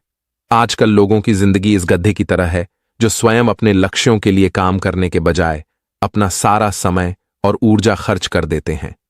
दूसरों के लक्ष्यों को पूरा करने में और अपनी क्षमताओं से कम में संतुष्ट हो जाते हैं। जब तक हम अपने बारे में ना सोचें और अपने लक्ष्यों पर काम करें, तब तक हम शुरुआत नहीं करते। हम अपना जीवन अपने अनुसार जी सकें, इसलिए हमें ऐसा करना चाहिए, जितनी जल्दी हो सके अपने लक्ष्य की ओर काम करें। अंत में यदि आप ऐसा करते हैं और इस गधे की तरह पछताना नहीं चाहते हैं, तो अपने लक्ष्य के बारे में सोचें और इसमें आगे बढ़ें। एक बार हम हिम्मत जुटाते हैं और अपना जीवन अपने हिसाब से जीना शुरू करते हैं और अपने लक्ष्य को प्राप्त करने के बारे में सोचना यह गारंटी नहीं देता कि हम अपना लक्ष्य 100% पूरा कर सकेंगे, लेकिन हमें इस बात का अफसोस नहीं रहेगा कि हमने कुछ नहीं किया। इसलिए अपनी क्षमता को पहचानें और अपना लक्ष्य पूरा करें। भागवत गीता का 8वां उपदेश है वर्तमान में जीना। सीखना यह है, भागवत गीता में कहा गया है कि अतीत से डरो और भविष्य की चिंता इंसान को इतना परेशान कर देती है कि वह शांति से नहीं रह पाता है। कभी कभी वह अपना मानसिक संतुलन खो बैठता है। हमें यह नहीं भूलना चाहिए, अपराध बोध और चिंता स्वाभाविक मानव भावनाएं हैं, लेकिन उनके प्रति आसक्त हो जाना या यह सोचना कि इनसे छुटकारा पाना बहुत मुश्किल है, सही नहीं है। इस सोच का परिणाम और प्रभाव यह व्यक्ति के दिमाग को दुरुस्त रखता है। इसके लिए व्यक्ति को चाहिए उसकी सोच का दायरा बढ़ाएं। अतीत में मत डूबो। इस समय हम केवल वर्तमान क्षण हैं। हम नहीं रह सकते। या अतीत और भविष्य को बदलो, यह काल्पनिक है। केवल वर्तमान क्षण हमारे पास बस इतना ही है। अपने वर्तमान क्षण को पुनः आकार देना और अपना भविष्य बनाना हमारा समय सीमित है। इसे बर्बाद मत करो। अतीत के बारे में पछतावा या भविष्य के बारे में चिंता एक योजना बनाकर इसका पालन करें और बेहतर कल के लिए अपने आज का पूरा उपयोग करें। जो तुम आज करोगे वही आपका कल निर्धारित करता है। वर्तमान क्षण में जीना सीखना सफलता और खुशी की कुंजी है। आज काम शुरू करने के लिए सबसे अच्छा दिन है, क्योंकि आज हमारे पास जो कुछ भी है वह सब कुछ काल्पनिक है। हमारा अतीत हमें सबसे अच्छा सिखाता है।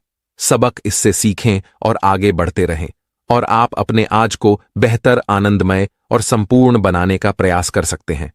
भागवत गीता की नई सलाह है, खुद पर विश्वास रखें। श्री कृष्ण कहते हैं कि जब तक आप खुद पर विश्वास नहीं करते, दूसरे भी आप पर विश्वास नहीं करेंगे। विश्वास करो कि जीवन में सफलता प्राप्त करने के लिए तुम्हें अपने सपनों का पीछा करना चाहिए। अपने सपनों के लिए काम करें और उन्हें हासिल करने के लिए हमेशा तैयार रहें। आप जितनी अधिक मेहनत करेंगे, जितनी जल्दी आप खुद पर विश्वास करेंगे, तो सपने सच होंगे। दुनिया में कुछ भी असंभव नहीं है। जब तक आप खुद पर विश्वास नहीं करते, आप अपने सपने पूरे नहीं कर पाएंगे। खुद पर विश्वास करना आपकी जिंदगी बदल सकता है। तुम्हें जो करना है वह कर सकते हो। अपने आप पर विश्वास करो और फिर देखो आप जीवन में सफल कैसे बनेंगे। अगर किसी को खुद पर भरोसा है तो कोई भी मुश्किल काम हो सकता है, वह आसानी से पूरा हो जाएगा। ऐसा ही एक प्रसंग रामायण में भी है। जब वानर सेना पहुंची, माता सीता की खोज करते करते समय समुद्र तट, विशाल समुद्र पार करके लंका जाना कठिन लग रहा था। तब अंगद ने कहा, मैं समुद्र के उस पार छलांग लगा जा सकता हूं, लेकिन मुझे इस बात पर संदेह है कि मैं वापस आ पाऊंगा या नहीं। अंगद को अपनी योग्यता पर भरोसा नहीं था। तब हनुमान से पूछा, उसे उसकी क्षमताओं और शक्ति की याद दिलाई और कहा कि आपने लंका जाकर सीता जी का पता लगाना है। हनुमान पूर्ण विश्वास के साथ सहमत हुए और कहा कि मैं अब चलता हूं और रावण सहित सभी राक्षसों को मारकर ले आऊंगा। उन्होंने कोशिश की, लेकिन उनका आत्मविश्वास कम नहीं हुआ और वह लंका पहुंचे। वहां राक्षसों का संहार किया और अशोक वाटिका में सीता जी के दर्शन किए और फिर लौट आए। मित्रों, जब हम किसी ऊंचे स्थान पर पहुंचे, जब हम आगे बढ़े, आशंकाएं और भय हमारे मन में आते जरूर है, लेकिन इन पर काबू पाने के लिए हमें अपने अंदर के आत्मविश्वास को मजबूत रखना चाहिए। अगर हमारे अंदर का आत्मविश्वास भी मजबूत होता है, हमें अपनी क्षमताओं पर विश्वास है। यदि आप चाहते हैं तो कोई भी लक्ष्य आसानी से हासिल किया जा सकता है। अगर तुम्हें खुद पर विश्वास नहीं है तो तुम कायर हो। क्या आपने कभी सोचा है कि पर्वतारोही, एथलीट आदि अन्य लोगों की तरह हैं, फिर भी वे इतनी कठिन लक्ष्य कैसे प्राप्त कर सकते हैं? आसानी से इसका उत्तर है आत्मविश्वास। भागवत गीता का 10वां उपदेश है संगति का प्रभाव। भगवान श्री कृष्ण कहते हैं कि संगति का प्रभाव सब कुछ बदल देता है। संगति के कारण एक है परिवर्तन। हमारा व्यवहार, पहनावा, खानपान, बात करने का तरीका, चरित्र आदि जीवन पर गहरा प्रभाव डालते हैं। इसलिए हमें अच्छे लोगों की संगति करनी चाहिए ताकि हम उनकी अच्छाइयों को ग्रहण कर सकें। ऐसा कहा जाता है कि खरबूजे को देखकर खरबूजा रंग बदल लेता है। इस कहावत का मतलब यह है कि संगति का असर होता है। किसी पर एक व्यक्ति की संगति से प्रभावित होता है, जहां कोई महान बुरा बन जाता है। संगति भी उसका पतन लाती है। अच्छी कंपनी है दार्शनिक की तरह। जिस प्रकार दार्शनिक के छूने से लोहा सोने में बदल जाता है, इसी प्रकार संगति का प्रभाव बुरे व्यक्ति पर भी पड़ता है। लेकिन अगर किसी इंसान के पास है बदमाश कंपनी है तो वह बदमाश ही बन जाता है। चलिए दोस्तों, मैं आपको एक कहानी के माध्यम से समझाता हूं। एक गुरु थे, अपने शिष्यों के साथ एक बगीचे में घूम रहे थे। रास्ते में वे अपने शिष्यों से कहते जा रहे थे अच्छी संगति में रहने के बारे में, लेकिन शिष्य उसकी बात नहीं सुन रहे थे। वह समझ नहीं पा रहा था कि क्या कहा जा रहा है। फिर गुरुजी ने बगीचे के चारों ओर देखा और फूलों से भरा एक गुलाब का पौधा देखा। उन्होंने पास खड़े शिष्यों में से एक से पूछा, उस गुलाब के पौधे के नीचे से थोड़ी मिट्टी ले आओ। समय बीतता गया और वह गुलाब के पौधे के नीचे से मिट्टी ले आए। जैसे ही उसने मिट्टी सौंपी गुरु के हाथों में, वह आगे बढ़ गया।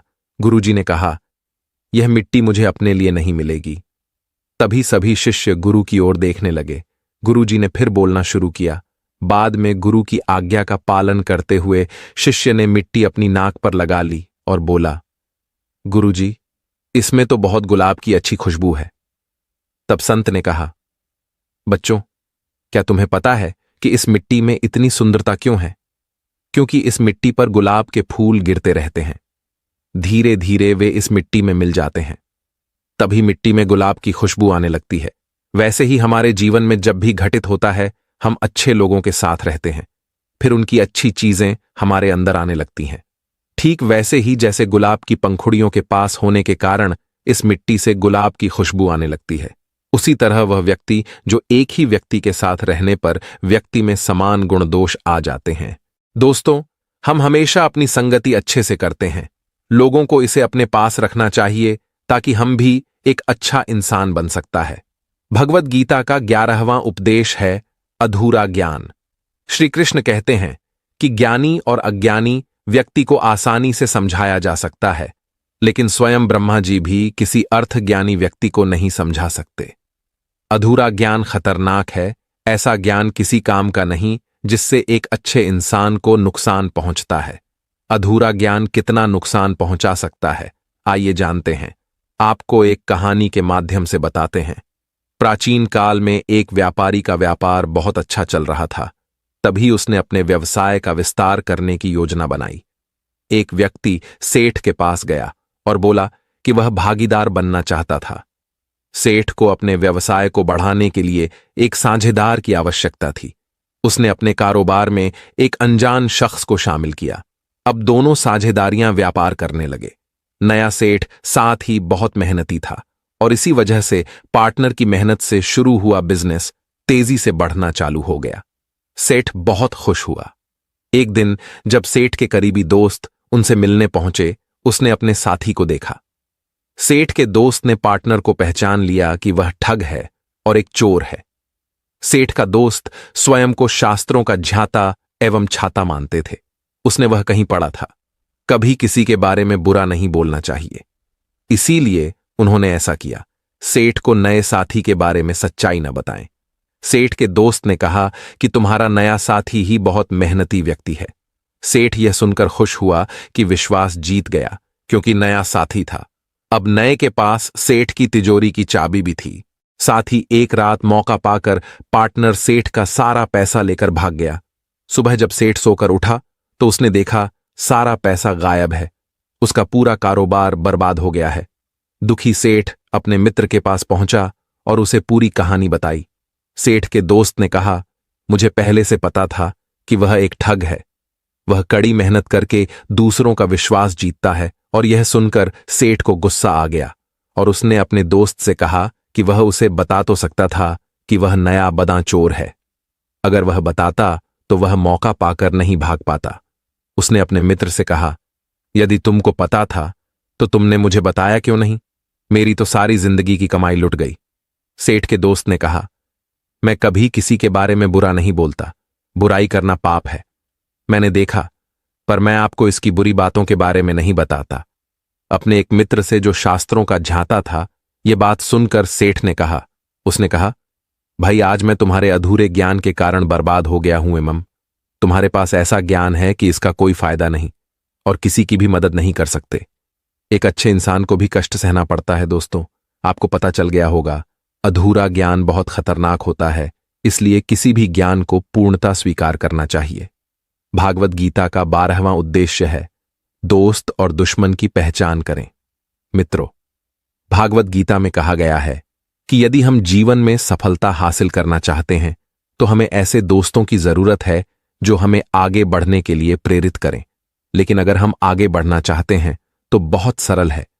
इसे इस तरह समझा जा सकता है, जब कोई आपके साथ बुरा करने की कोशिश करता है या अगर कोई भी आपका अपमान करता है या आपको नीचा दिखाता है तो आप अधिक मेहनत करते हैं अपनी प्रतिभा और खुद को सही साबित करने के लिए।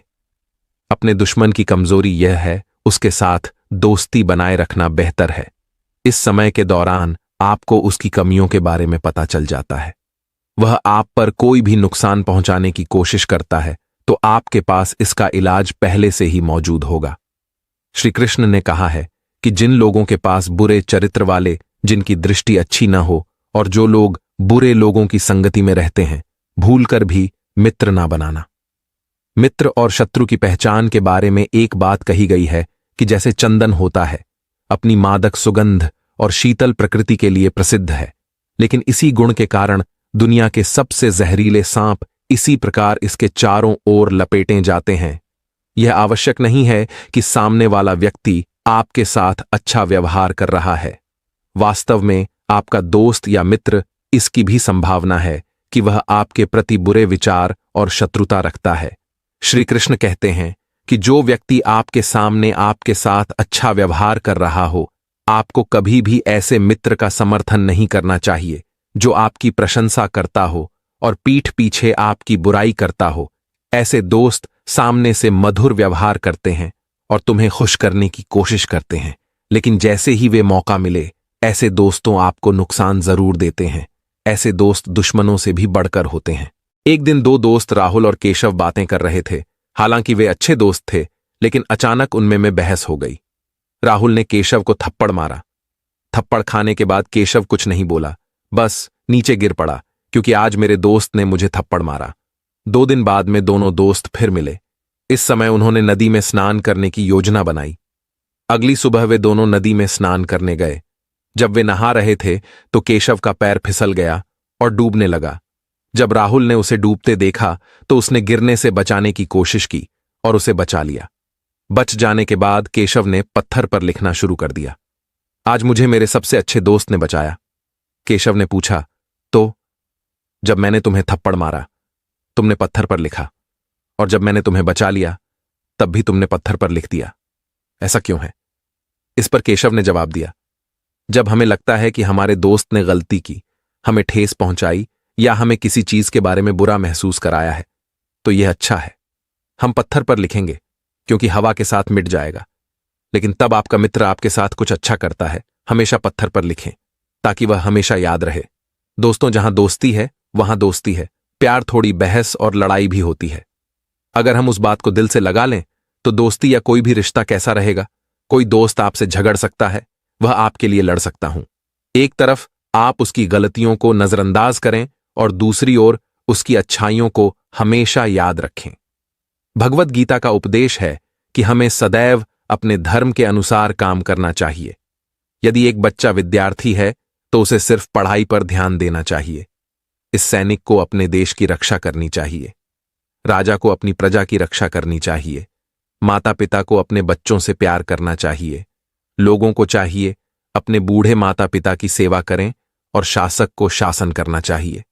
दोस्तों, मैं कहना चाहता हूं कि यदि हर व्यक्ति अपना कर्तव्य ठीक से करता है, तभी होगा इस समाज में संतुलन, और फिर किसी को कभी किसी से कोई परेशानी नहीं होगी।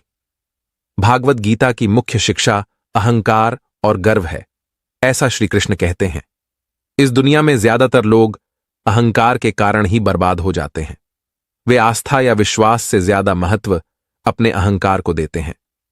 मनुष्य का अहंकार और भ्रम दोनों ही उसे परास्त कर देते हैं। सफलता की सीढ़ियां मुझे चढ़ने नहीं देता, क्योंकि अहंकारी आदमी की दुनिया उससे शुरू होती है और उसके साथ ही खत्म भी हो जाती है।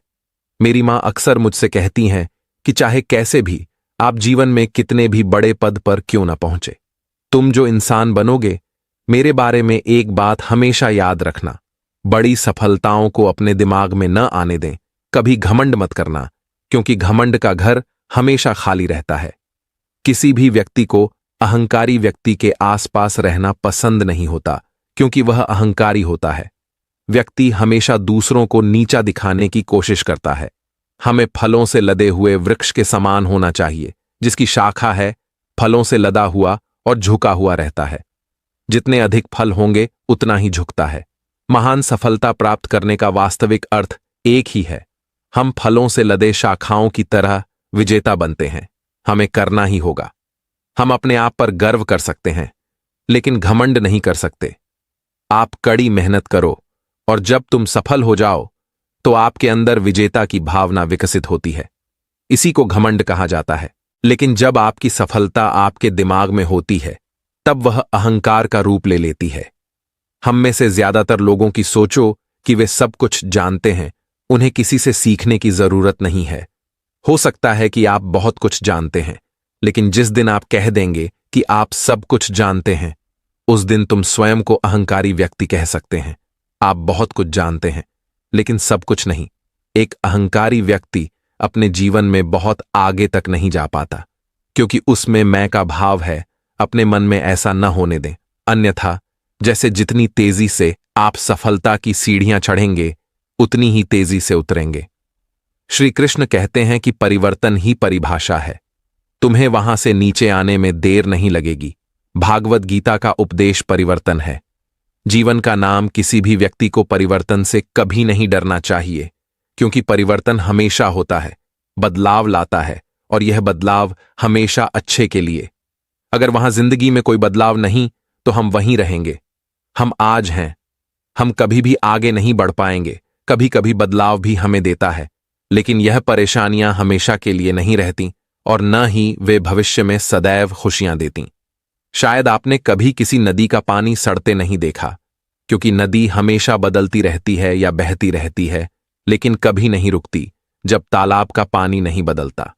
परिवर्तन नहीं, धीरे धीरे सड़ता है। उसी प्रकार हमारे जीवन में भी परिवर्तन आवश्यक है।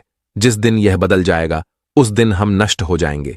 भागवत गीता का उपदेश आलस्य, कार्यकर्ता और भय है। श्री कृष्ण कहते हैं, आलस्य डर और कायरता है, मनुष्य के शत्रु जो उसे सफल होने से रोकें। यदि आप सफल होना चाहते हैं, तो आपको अपना आलस्य त्यागना होगा। अगर आपको आगे बढ़ना है, तो डर छोड़ना होगा। आलसी और कायर व्यक्ति अपने को प्राप्त नहीं कर सकता, ना ही अपने सभी लक्ष्यों को पूरा कर सकता है, और न ही यह किसी भी युद्ध में जीत सकता है। इसलिए यदि आप अपने लक्ष्य को पाना चाहते हैं और अपने सपनों को पूरा करना चाहते हैं, तब अपने जीवन से आलस्य और डर को दूर करें, क्योंकि डर है आपको वह सभी काम करने से रोकता है जो आप करना चाहते हैं, और आलस्य करते हैं तुम्हें वह काम नहीं करने देते जो तुम करना चाहते हो। आत्मा भगवत गीता का उपदेश है। भागवत गीता में श्री कृष्ण युद्ध के मैदान में कहते हैं, मानव शरीर नाशवान है, इसका कोई अस्तित्व नहीं है, परंतु आत्मा अविनाशी है। आत्मा कभी नहीं मर सकती है, यह सदैव अमर रहती है। आत्मा को न तो कोई शस्त्र मार सकता है और ना ही कोई हथियार मार सकता है।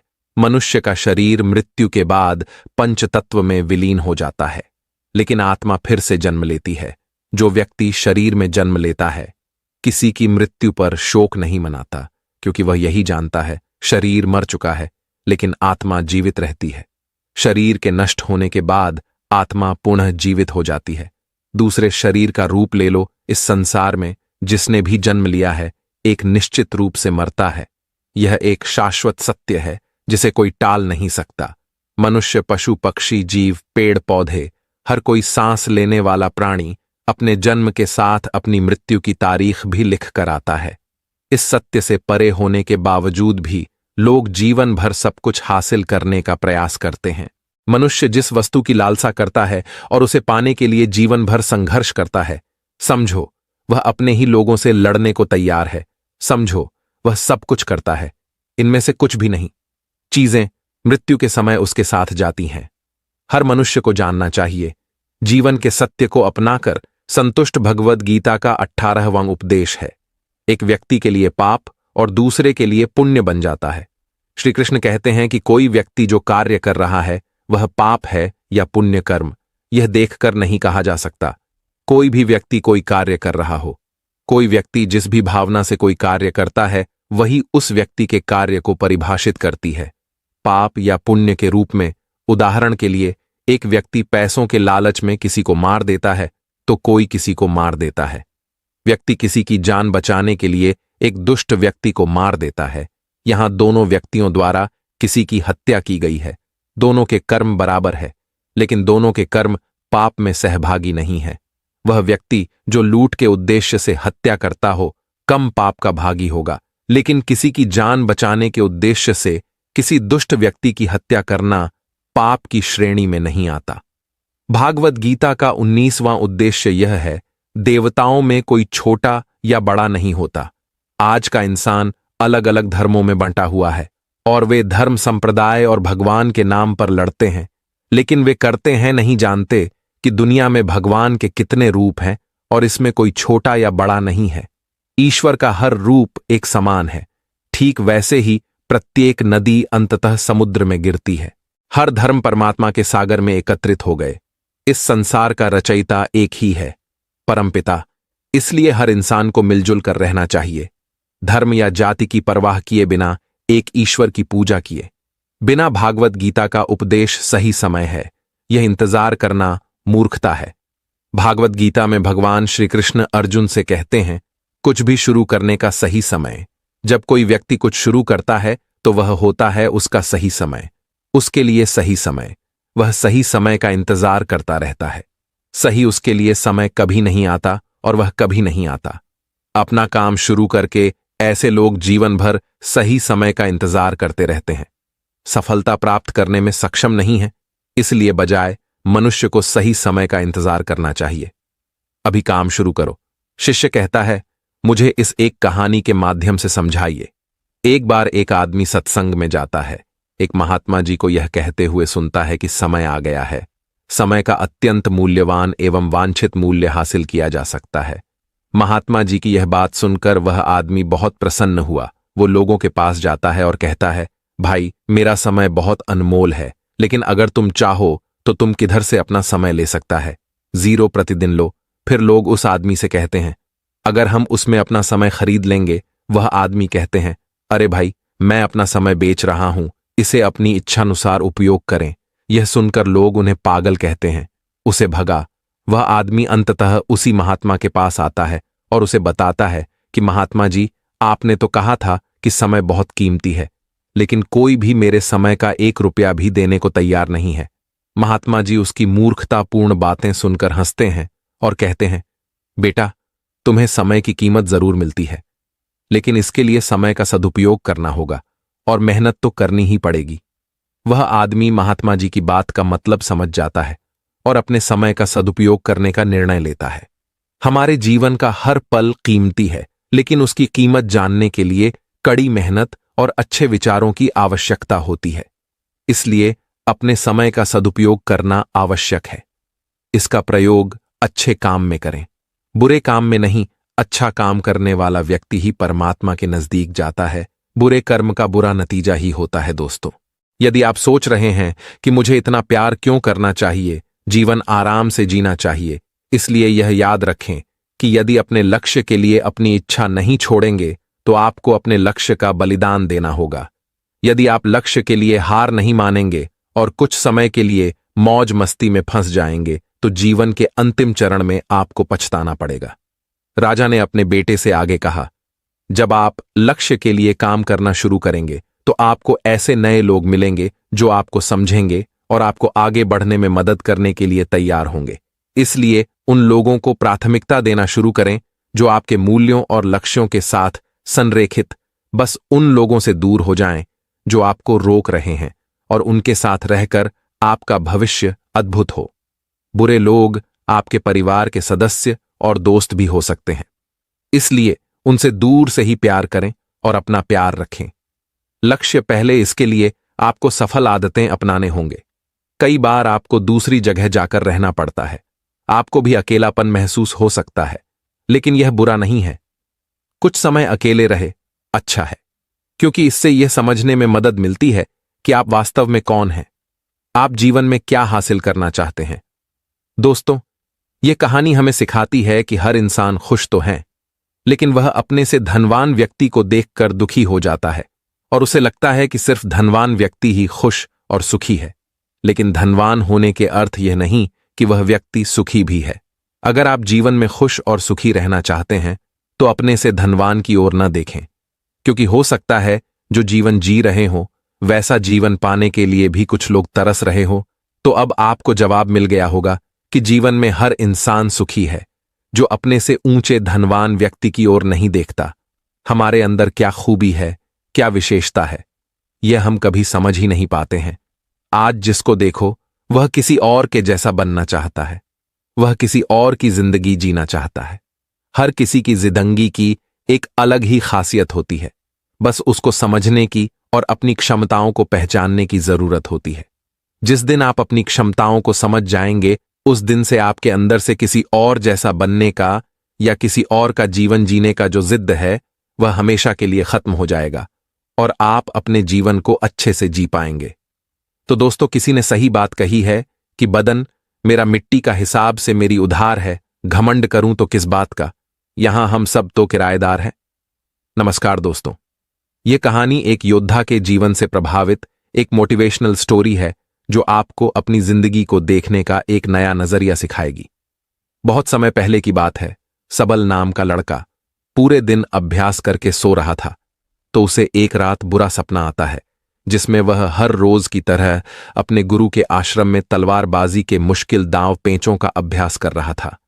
उसका अभ्यास अच्छा चल रहा था, लेकिन जैसे ही वह एक ऊंची छलांग लगाकर जमीन में वापस आता है, उसका एक पैर टूटकर कांच के टुकड़ों की तरह बिखर जाता है।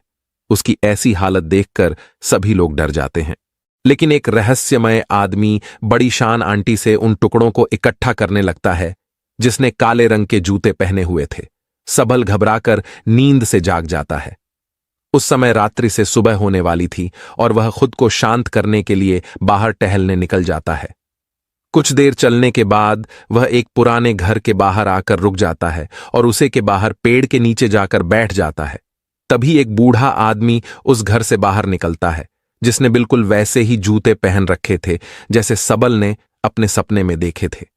सबल उस बूढ़े आदमी से कहता है कि तुम्हारे पैरों में अलग अलग जूते हैं। तो जवाब में वह आदमी कहता है कि इसमें से एक जो नया है और दूसरा पुराना। फिर सबल वहां से उठकर जाने लगता है और वह आदमी वहीं पर बैठ जाता है।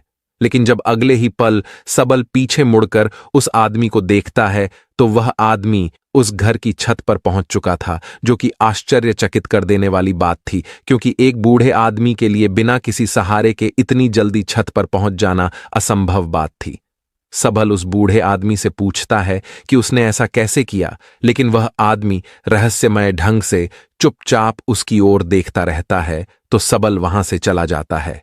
फिर सवाल आश्रम के अभ्यास मैदान में तलवारबाजी का अभ्यास करने जाता है। सबल अपने आश्रम का सर्वश्रेष्ठ तलवारबाज था, लेकिन वह अपने प्रदर्शन से संतुष्ट नहीं था। वह खुद को दूसरों से बेहतर समझता था, इसीलिए वह थोड़ा घमंडी भी था। अपने आप को सबसे श्रेष्ठ साबित करने के लिए वह तलवारबाजी पर ऐसे ऐसे प्रयोग करता था जो कि बहुत ही मुश्किल और खतरनाक थे। ऐसे प्रयोग करके वह सर्वश्रेष्ठ तलवारबाज बनना चाहता था, क्योंकि तलवारबाजी के क्षेत्र में ऐसे प्रयोग और अभ्यास आज तक किसी ने नहीं किए थे। लेकिन उन अभ्यास को वह कर नहीं पा रहा था और बार बार जमीन पर गिर जाता था। उसके गुरु को यह सब जानलेवा सबल का अभ्यास पागलपन लगते थे। वह उससे कहते हैं कि तुम एक बेहतरीन योद्धा हो, लेकिन तलवारबाजी के इन अभ्यास को कर पाना संभव नहीं है, क्योंकि इसके लिए असाधारण ताकत, अचूक तकनीक और निडरता की जरूरत है। और अगर तुमसे जरा सी भी गलती हुई तो तुम बुरी तरह घायल हो सकते हो या फिर तुम्हारी जान भी जा सकती है। गुरु की बातें सबल को दुखी कर देती हैं।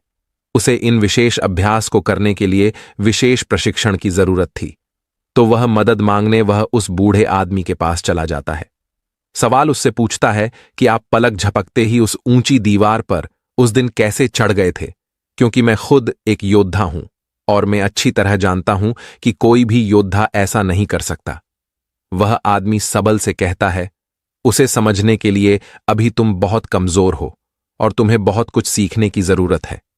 लेकिन सबल को अपने अभ्यास और ज्ञान पर बहुत घमंड था, इसीलिए वह कहता है कि मुझे हर चीज की जानकारी है और तुम मुझसे कोई भी सवाल पूछ सकते हो। तो वह बूढ़ा आदमी उससे पूछता है कि क्या तुम खुश हो। सबल को यह प्रश्न बेमतलब लगता है, लेकिन फिर भी वह कहता है कि मेरे पिता के पास बहुत सारा धन है, मैं पढ़ाई में भी अच्छा हूं, मेरे अच्छे मित्र हैं, मैं देखने में भी सुंदर हूं और लड़कियां मुझे पाने के लिए मरती हैं। जवाब में वह बूढ़ा आदमी कहता है कि अगर तुम्हारे पास सब कुछ है तो फिर तुम रात में सो क्यों नहीं पाते। तुम कल भी रात्रि के अंतिम प्रहर में मेरे पास आए थे और आज भी तुम रात्रि के अंतिम प्रहर में ही आए हो।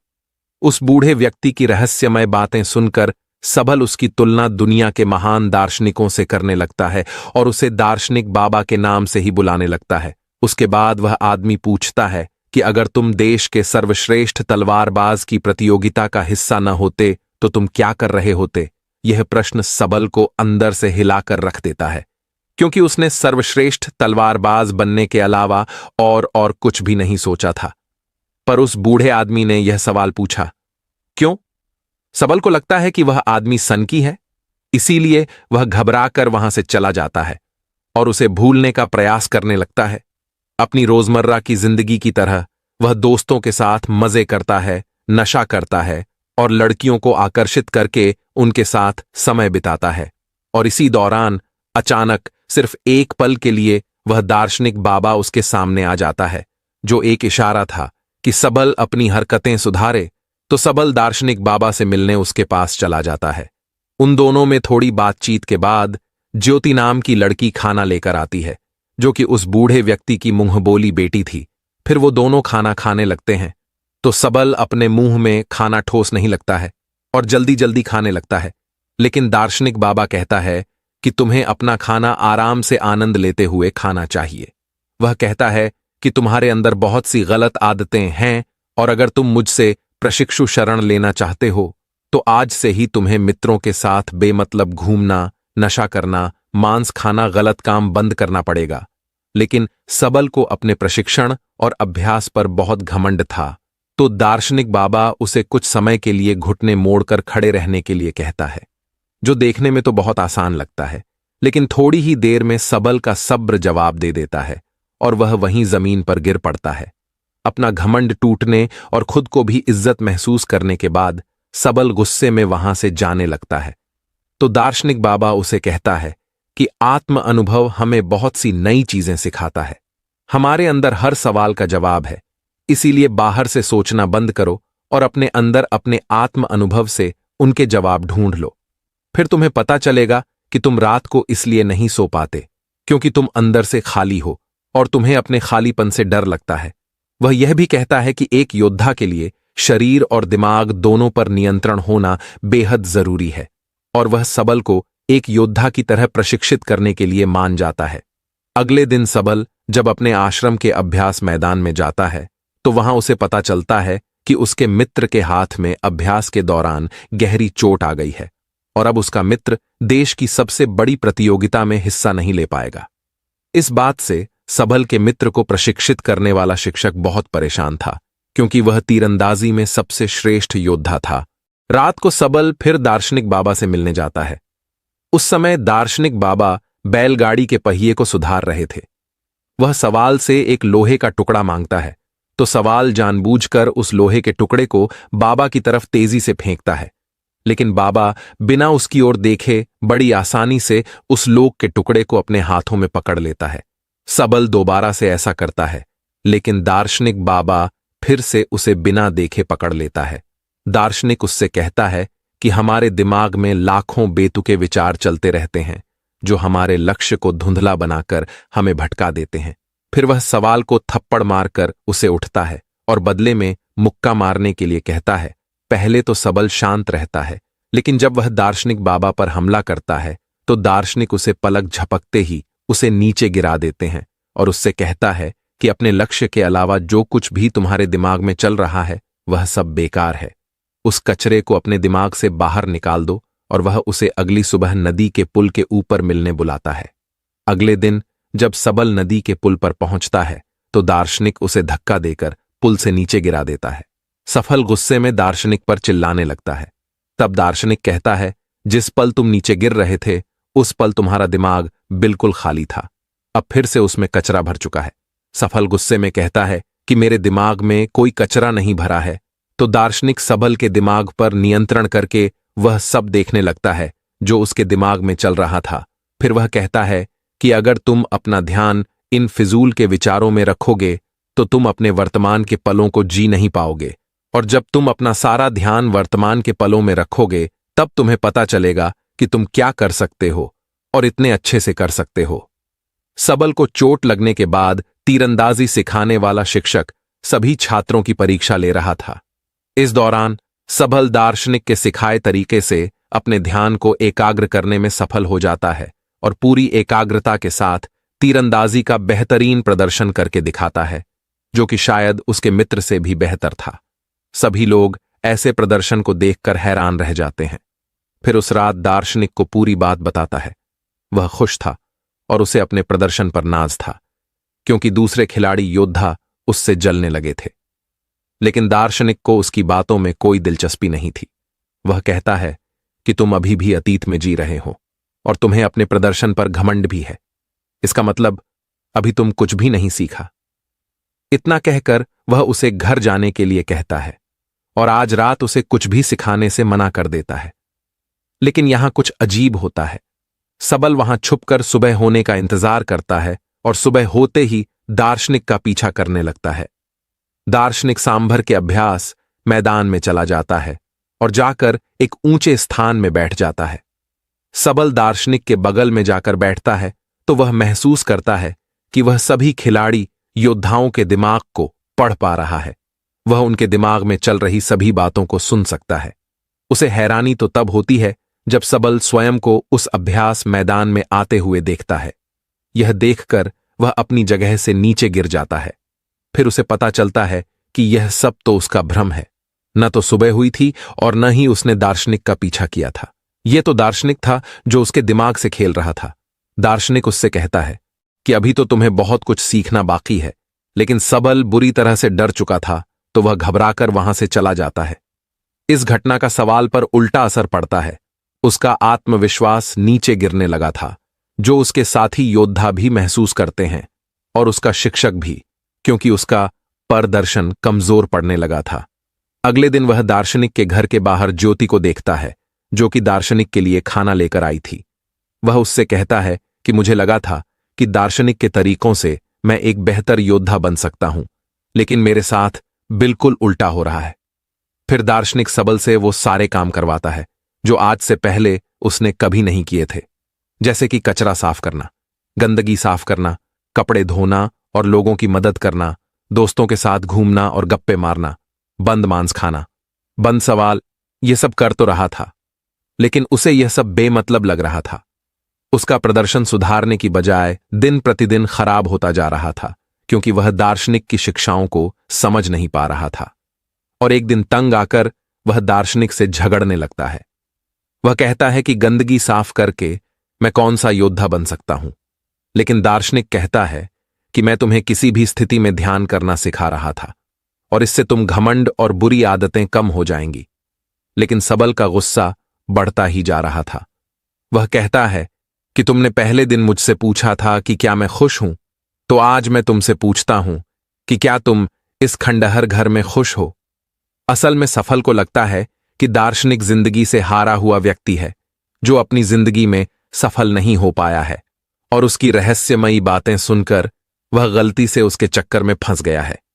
दार्शनिक उसे अपनी भावनाओं पर काबू करने के लिए कहता है, लेकिन सबल तो उसकी एक भी सुनने को तैयार नहीं था और गुस्से में वह दार्शनिक से कहता है कि अपनी खुशी में खुद तलाश लूंगा और अपना प्रशिक्षण छोड़कर वहां से चला जाता है। अफसोस, सबल यह समझ नहीं पाया कि दार्शनिक उसे निस्वार्थ भाव से दूसरों की सेवा करना सिखा रहा था, जिससे उसका घमंड कम हो सकता था। खैर, सबल ने अपनी पुरानी दिनचर्या को वापस अपना लिया था, जैसे नशा करना, मांस खाना, दोस्तों के साथ बेबजाय का समय बर्बाद करना, लड़कियों को आकर्षित करके उनके साथ समय बिताना और दूसरों से श्रेष्ठ देखने के लिए जानलेवा अभ्यास करना। एक दिन ऐसे ही जब वह खतरनाक अभ्यास कर रहा था, तब ऊंचाई से गिरने पर उसका पैर बुरी तरह घायल हो जाता है। इलाज के दौरान उसे पता चलता है कि उसके ही ने पैर की हड्डी सिर्फ टूट नहीं है, बल्कि चकनाचूर हो गई है, जिसमें अलग अलग 15 दरारें पड़ चुकी हैं। चिकित्सक उससे कहते हैं कि अगर तुम अपना ठीक से ध्यान रखोगे तो अगले कुछ महीनों में तुम चलने लगोगे। सिर्फ चलने। सबल को पता चल चुका था कि उसका सर्वश्रेष्ठ तलवारबाज बनना अब लगभग असंभव हो चुका है, क्योंकि उसे चलने के लिए भी बैसाखी का सहारा लेना पड़ता था और उसका प्रशिक्षण भी पूरी तरह से बंद हो चुका था। टांग टूटने के साथ ही अब उसका घमंड भी टूट चुका था। फिर एक दिन ज्योति उससे मिलती है।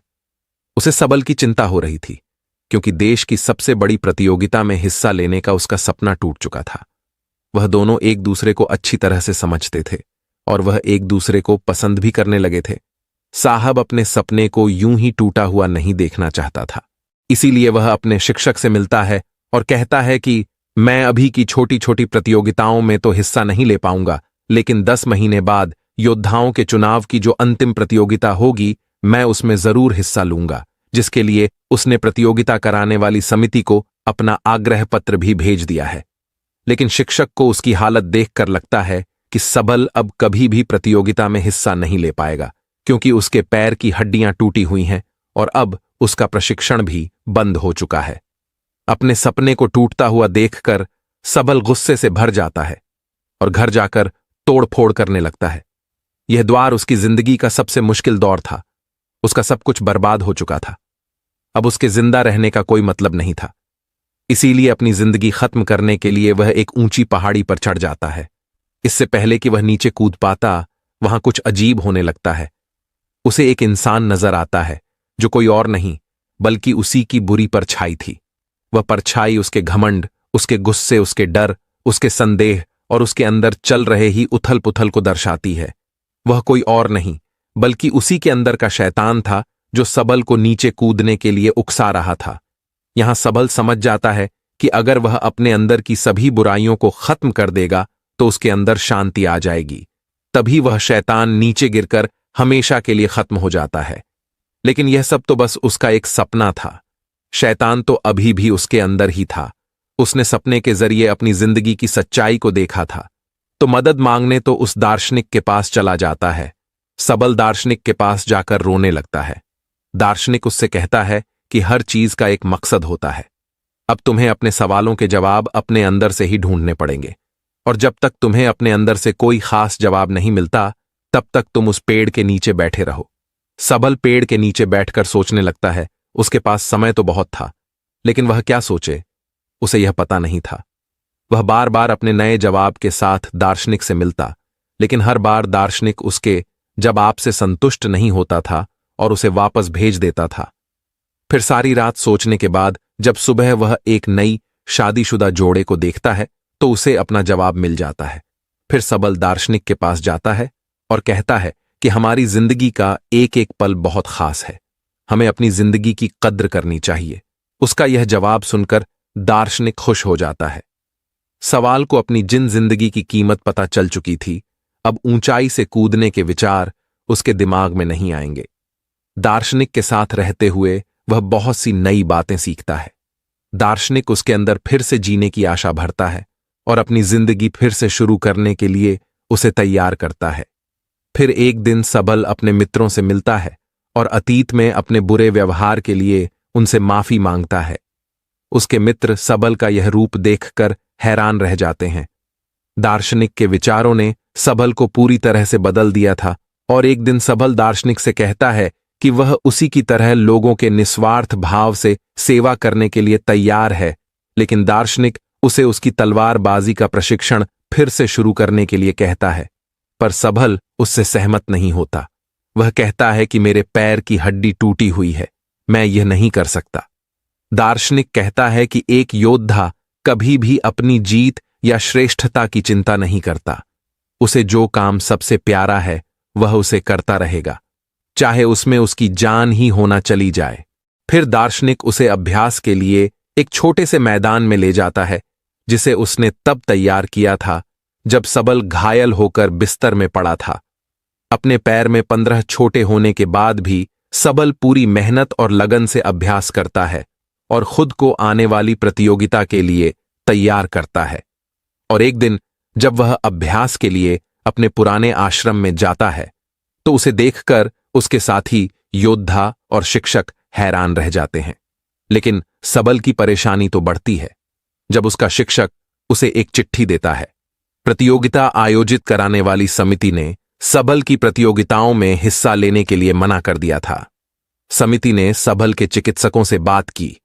उन्होंने सबल के शिक्षक से भी पूछा, लेकिन शिक्षक ने सबल को अपने घमंड में आकर जानलेवा अभ्यास करते हुए देखा था। उसे लगता था कि सबल इस प्रतियोगिता के लिए पागलपन की किसी भी हद तक जा सकता है, जो एक दिन खुद को ही मार डालेगा। इसीलिए उसने साहब की हिस्सेदारी का समर्थन नहीं किया। अपनी मंजिल के इतने करीब आकर एक बार फिर से उसका सपना टूट जाता है।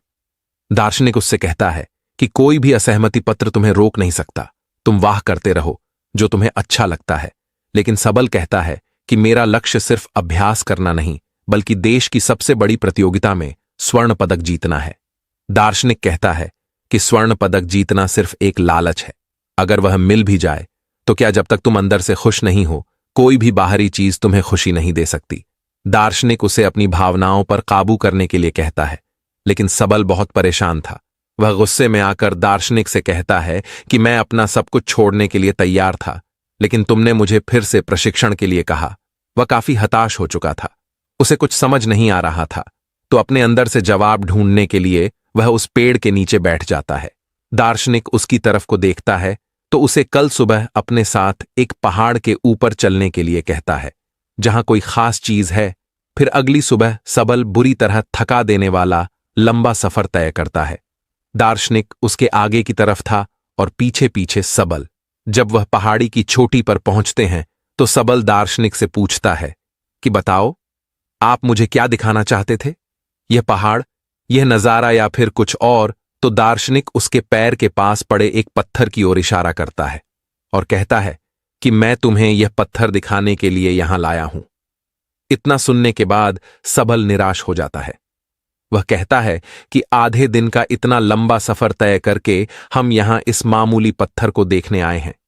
फिर उसे एहसास होता है कि दार्शनिक जरूर उसे कुछ समझाना चाहता है। थोड़ी देर सोचने के बाद वह समझ जाता है कि जब तक उसे मंजिल के बारे में पता नहीं था, तब तक वह अपने सफर का आनंद ले रहा था और वह खुश था। लेकिन जैसे ही वह मंजिल तक पहुंच गया, उसकी खुशी खत्म हो गई, क्योंकि जो खुशी सफर में है वह मंजिल को पाने में नहीं। सवाल यह भी समझ चुका था कि उसका लक्ष्य हासिल करने का सपना भी इस पत्थर की तरह ही है, जिसे हासिल करने या न करने से कोई फर्क नहीं पड़ता, क्योंकि असली खुशी तो सफर के दौरान है। सबल अब समझ चुका था कि अब उसे क्या करना है। वे पहाड़ी से वापस आते हैं और सबल अब अपने सफर का आनंद लेते हुए वह बिना किसी हार जीत की चिंता किए अभ्यास के मैदान में अभ्यास करने लगता है। उसका बेहतरीन प्रदर्शन अभ्यास देखकर सभी हैरान हो जाते हैं और उसका शिक्षक उसे अंतिम चुनावी प्रतियोगिता में ले जाने के लिए मान आता है। सबल अपने साथ दार्शनिक को भी ले जाना चाहता था, लेकिन जब वह उस पुराने घर में पहुंचता है तो उसे पता चलता है कि दार्शनिक वहां से हमेशा के लिए जा चुका है। शायद दार्शनिक अपना काम पूरा कर चुका था। फिर अंतिम चुनावी प्रतियोगिता में सबल अपना सर्वश्रेष्ठ प्रदर्शन करता है। उसका अपने दिमाग पर पूरा नियंत्रण था। उसे प्रतियोगिता जीतने का लालच या डर नहीं था। वह तो बस इस पल का आनंद ले रहा था। इतनी भयंकर दुर्घटना के बाद भी उसका ऐसा श्रेष्ठ प्रदर्शन देखकर सभी लोग बहुत ज्यादा हैरान थे। इसके बाद सबल ने अंतिम प्रतियोगिता में देश के सबसे बड़े योद्धा का खिताब जीता और उसके बाद उसने ज्योति के साथ शादी भी कर ली। बाद में सबल ने अपनी किताबों और बातों के माध्यम से दार्शनिक के विचारों को जन समूह तक पहुंचाने का प्रयास किया। दोस्तों, आपने आज के इस वीडियो से क्या सीखा वह मुझे आप कमेंट में बता सकते हैं। इसी के साथ में उम्मीद है कि आपको आज की वीडियो पसंद आई होगी, तो इस वीडियो को उस इंसान को शेयर करें जिससे यह कहानी सुनने की जरूरत है, और उसी के ठीक बाद चैनल को सब्सक्राइब करें। तो चलिए फिर मिलते हैं ऐसी एक और नई वीडियो में एक नए मैसेज के साथ। तब तक के लिए अपना ख्याल रखें। धन्यवाद। चुप रहना यानी मौन रहना। जो लोग ज्यादा चुप रहते हैं वह लोग अपने भीतर के असीम शक्तियों को समझ पाते हैं। गौतम बुद्ध के अनुसार मौन की शक्ति इतनी ज्यादा है कि वह हमारे अंदर के सारे तनाव, सारी की सारी चिंता और भय को खत्म कर देता है और लोगों के बीच हमें एक होशियार और आकर्षित मनुष्य बना देता है। एक बार गौतम बुद्ध अपने आश्रम में अपने सभी शिष्यों को शिक्षा दे रहे थे कि दुनिया की सबसे तेज छुरी हमारी जबान है और दुनिया के सबसे खतरनाक हथियार हमारे शब्द है, जो बिना किसी का खून बहाए लोगों को अंदर ही अंदर मार सकते हैं। हमारे शब्द हमारी ताकत हो सकते हैं उसी के साथ, लेकिन यह हमारी सबसे बड़ी कमजोरी भी हो सकते हैं अगर हमें नहीं पता कि कब, कहां और क्या और कितना बोलना है।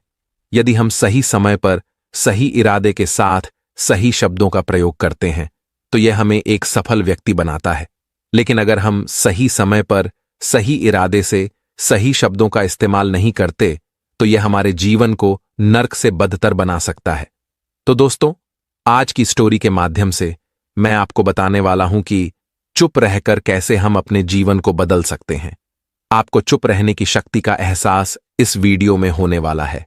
तो चलिए ये कहानी शुरू करते हैं। प्राचीन समय की बात है। जापान में एक बहुत ही प्रसिद्ध बौद्ध भिक्षु रहा करते थे। उनका नाम रिश्ता था रिसाव। अकेले रहते थे, दुनिया के शोर शराबा से दूर जंगल में रहते थे और वह बड़े ही ध्यानी और प्रभु भक्ति व्यक्ति थे। इसीलिए वह पूरे जापान में बहुत अधिक प्रसिद्ध थे। एक दिन एक राजकुमार साई के पास आया और बोला, हे प्रिय भिक्षु, मैं हमेशा थका हुआ और निराशा और परेशान महसूस करता हूं। मेरा मन बहुत परेशान रहता है।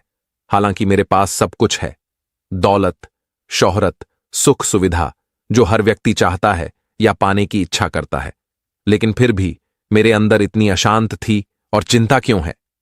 वैसा ने उसकी बात बहुत ही ध्यानपूर्वक सुनी और कुछ सोचने के बाद कहा, तुम इस प्रश्न का उत्तर जानते हो? तुमने कभी इस प्रश्न को हल करने की कोशिश नहीं की है? देसाई ने आगे कहा, मैं एक रिसर्च करना चाहता हूं, क्या तुम मेरा साथ उसमें दोगे? इस रिसर्च के बाद तुम्हारे जीवन में किसी भी तरह की अशांति और चिंता नहीं रहेगी।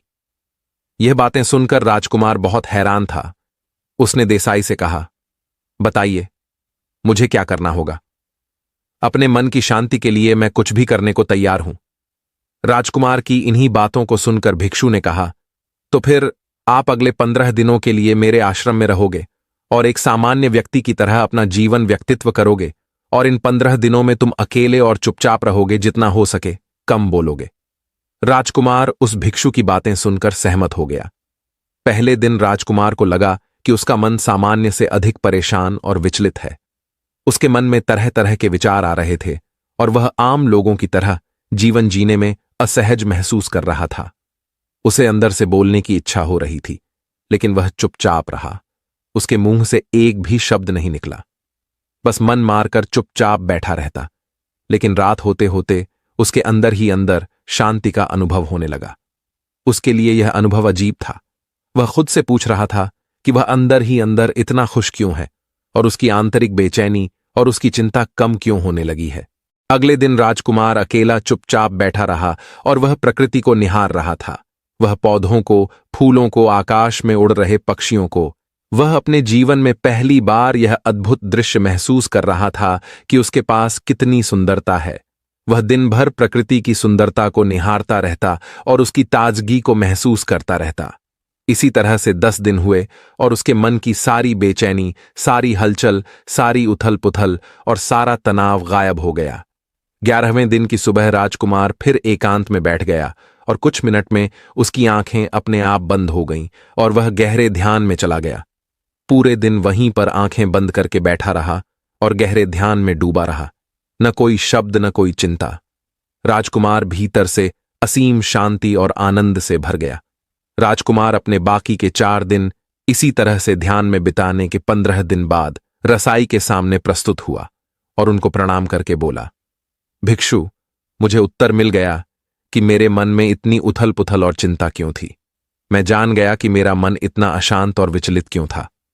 वैसा ही मुस्कुराते हुए पूछा, बताओ क्या उत्तर मिला तुम्हें? राजकुमार ने कहा, मैं आवश्यकता से अधिक बातें करता था। मैं किसी पर भी अपने शब्द और ऊर्जा व्यर्थ करता था। मैं दिन भर अपने लोगों से फालतू की बातें करता रहता और फिर उन्हीं के बारे में अकेला सोचता रहता और ज्यादा समय नकारात्मक ही सोचता रहता। तरह मैं बस अपना समय बर्बाद कर रहा था। ज्यादा बोलने और नकारात्मक सोचने की वजह से मेरा मन अशांत और बेचैन हो रहा था और इसी वजह से मैं किसी भी काम को ठीक से नहीं कर पा रहा था, जिसकी वजह से मैं हर काम में असफल होने लगा और फिर इन्हीं लगातार मिलने वाली असफलताओं की वजह से ही मैं और भी उदास और चिड़चिड़ा हो गया। इन्हीं सभी चीजों की वजह से मेरा जीवन नष्ट हो रहा था। लेकिन यहां पर बीते हुए 15 दिन मेरे लिए पूरी तरह से अलग थे। मुझे कुछ अलग ही एहसास यहां पर हो रहा था। मुझे ऐसा लग रहा था कि मैं अपना पूरी तरह से जिंदगी जी रहा हो, लेकिन इससे पहले मैं अपना जीवन गलत तरीके से जी रहा था। और मैंने यह भी सीखा कि हमें सिर्फ ध्यान करने की सूरत नहीं है। ध्यान अपने आप होता है जब हम शांत और मौन होते हैं। ध्यान के पिछले कुछ दिनों के दौरान मैंने जो पहली चीज सीखी वह यह है कि मनुष्य के जीवन की सबसे महत्वपूर्ण चीज स्वयं को जानना ही है। यह सुनकर देसाई ने कहा, सिर्फ तुम ही नहीं, दुनिया में ज्यादातर लोग जरूरत से ज्यादा बोलते हैं। आज भी लोग ज्यादातर समय केवल एक दूसरे को नीचा दिखाने के लिए ही बोलते हैं। कुछ लोग ना चाहते हुए भी बातें करते हैं और अपना जीवन बर्बाद कर लेते हैं। श्री ने राजकुमार को चुप रहने का महत्व समझाते हुए कहा। एक बार गौतम बुद्ध से उनके शिष्यों ने पूछा, प्रिय बुद्ध, आप ज्यादा समय चुप क्यों रहते हैं? बुद्ध ने कहा, क्योंकि चुप रहने से व्यक्ति अंदर से आनंद शांति की गहराइयों में होता है। मौन अपने भीतर की ओर उतरने की पहली सीढ़ी है। मौन के बिना स्वयं को जानना असंभव है। स्वयं को जानने और समझने का पहला नियम है कि मौन हो जाओ, उतना ही बोलो जितना अत्यंत आवश्यक हो। बेफिजूल की बातें करना छोड़ दो। तुम अचानक पाओगे कि 90% से भी ज्यादा लोग व्यर्थ ही ज्यादा बोलकर अपना समय बर्बाद कर रहे हैं। ना बोलने का कोई भी नुकसान नहीं है, लेकिन यदि आप ज्यादा बोलते हैं तो आप अत्यधिक गलती कर देते हैं। अगर व्यक्ति कम बोलना शुरू कर दें तो दुनिया की 90% मुसीबतें कम हो जाएंगी। झगड़े फसाद कम हो जाएंगे, उपद्रव कम हो जाएंगे। यह बातें सुनकर ईसाई कहते हैं, तुम्हें स्वयं ही अपने अंदर उतरना होगा और वहीं से परम राज्य जीवन का आनंद ले पाओगे। आनंद का यही से जन्म हुआ है, यहीं से तो मौत में डूब जाओगे। यही तुम्हारा सूरज उदय होगा और यहीं से अस्त होगा। इसी प्रकार तुम बार बार चुटकी लगाओ। जब भी तुम चुटकी लगाकर वहां से लौट आओगे तो पाओगे कि फिर तुम्हारे जीवन में एक ताजगी भरी नई संपदा मिली है और इस नई शक्ति के जन्म होने से तुम्हारी थकान चली जाएगी, उदासी चली जाएगी और चिंता चली जाएंगी। जैसे कोई स्नान करके लौटता है तो शरीर शीतल हो जाता है, शांत हो जाता है, ऐसे ही जब भीतर से साफ होकर वापस आता है, मौन में स्नान करके लौटता है तो समस्त अस्तित्व व्यक्तित्व शांत और मौन हो जाता है, आनंदित हो जाता है। जब तुम आंतरिक मौन की उस पराकाष्ठा पर पहुंच जाओगे तब तुम पाओगे कि बोलने से भी तुम्हारा मौन खंडित नहीं होता, वह बना ही रहता है। उसकी एक अंतर्धारा लगातार तुम्हारे भीतर बहती रहती है। तुम बोलते हो, तुम शब्दों का उपयोग भी करते हो, लेकिन वह तुम्हारे मन को खंडित नहीं कर पाती। एक बार गहरी मौन में स्थिर हो जाओ, फिर तुम्हारी वाणी में भी मिठास आ जाएगी। तुम्हारा बोलना संगीतपूर्ण होगा, तुम्हारा बोलना सत्य होगा। तुम बोलोगे तो दूसरों पर भी शीतलता छा जाएगी। जैसे ही तुम अंदर से चुप होते हो, तुम इतने शक्तिशाली होने लगते हो कि समाज के निर्भरता तुम छोड़ने लगते हो और तुम्हारे जीवन में एक मस्ती आती है जो कि केवल दीवानों के जीवन में होती है। तुम्हारे चेहरे पर एक नई रौनक आ जाती है। तुम्हारी आंखें किसी अमृत के समान हो जाती हैं और तुम अंत शांति के समुद्र में डूबने लगते हो। इतना कहकर भिक्षु रिसाव ने अपनी बात खत्म की और वह मौन में चले गए। राजकुमार उनका धन्यवाद करके अपने महल में चला गया। दोस्तों, आपने भी अनुभव किया होगा कि बहुत ज्यादा बात करने से दिमाग शांत हो जाता है, जिससे हम अपने दिमाग पर नियंत्रण खो देते हैं और साथ ही अपना ध्यान भी खो देते हैं। जो लोग बहुत ज्यादा बोलते हैं, उनके पास किसी एक काम पर ध्यान केंद्रित करने की काबिलियत नहीं होती। वह अपने किसी भी लक्ष्य पर पूरी तरह से ध्यान केंद्रित नहीं कर पाते। अगर हमारा दिमाग एक जगह केंद्रित नहीं है तो हम जीवन की सच्चाई नहीं समझ पाते और ना ही मनचाही सफलता कभी हासिल कर पाएंगे। इसके अलावा भी आपने देखा होगा कि जो लोग अधिक बोलते हैं वह अक्सर लोगों के बीच हंसी का पात्र बन जाते हैं, और जो लोग कम बोलते हैं और अपनी बात पर कायम रहते हैं, उन्हीं लोगों से सम्मान मिलता है। लोग उनकी बातों को सुनते हैं और उन पर भरोसा भी करते हैं जो लोग जरूर से अधिक बोलते हैं और अपने विचारों के बारे में पक्के नहीं होते। उनका दिमाग स्थिर और विचलित रहता है, शोर से भरा रहता है, और एक शांत दिमाग वाला व्यक्ति जीवन में किसी भी चीज में सफल नहीं हो पाता, क्योंकि वह किसी भी काम में फोकस नहीं कर पाता।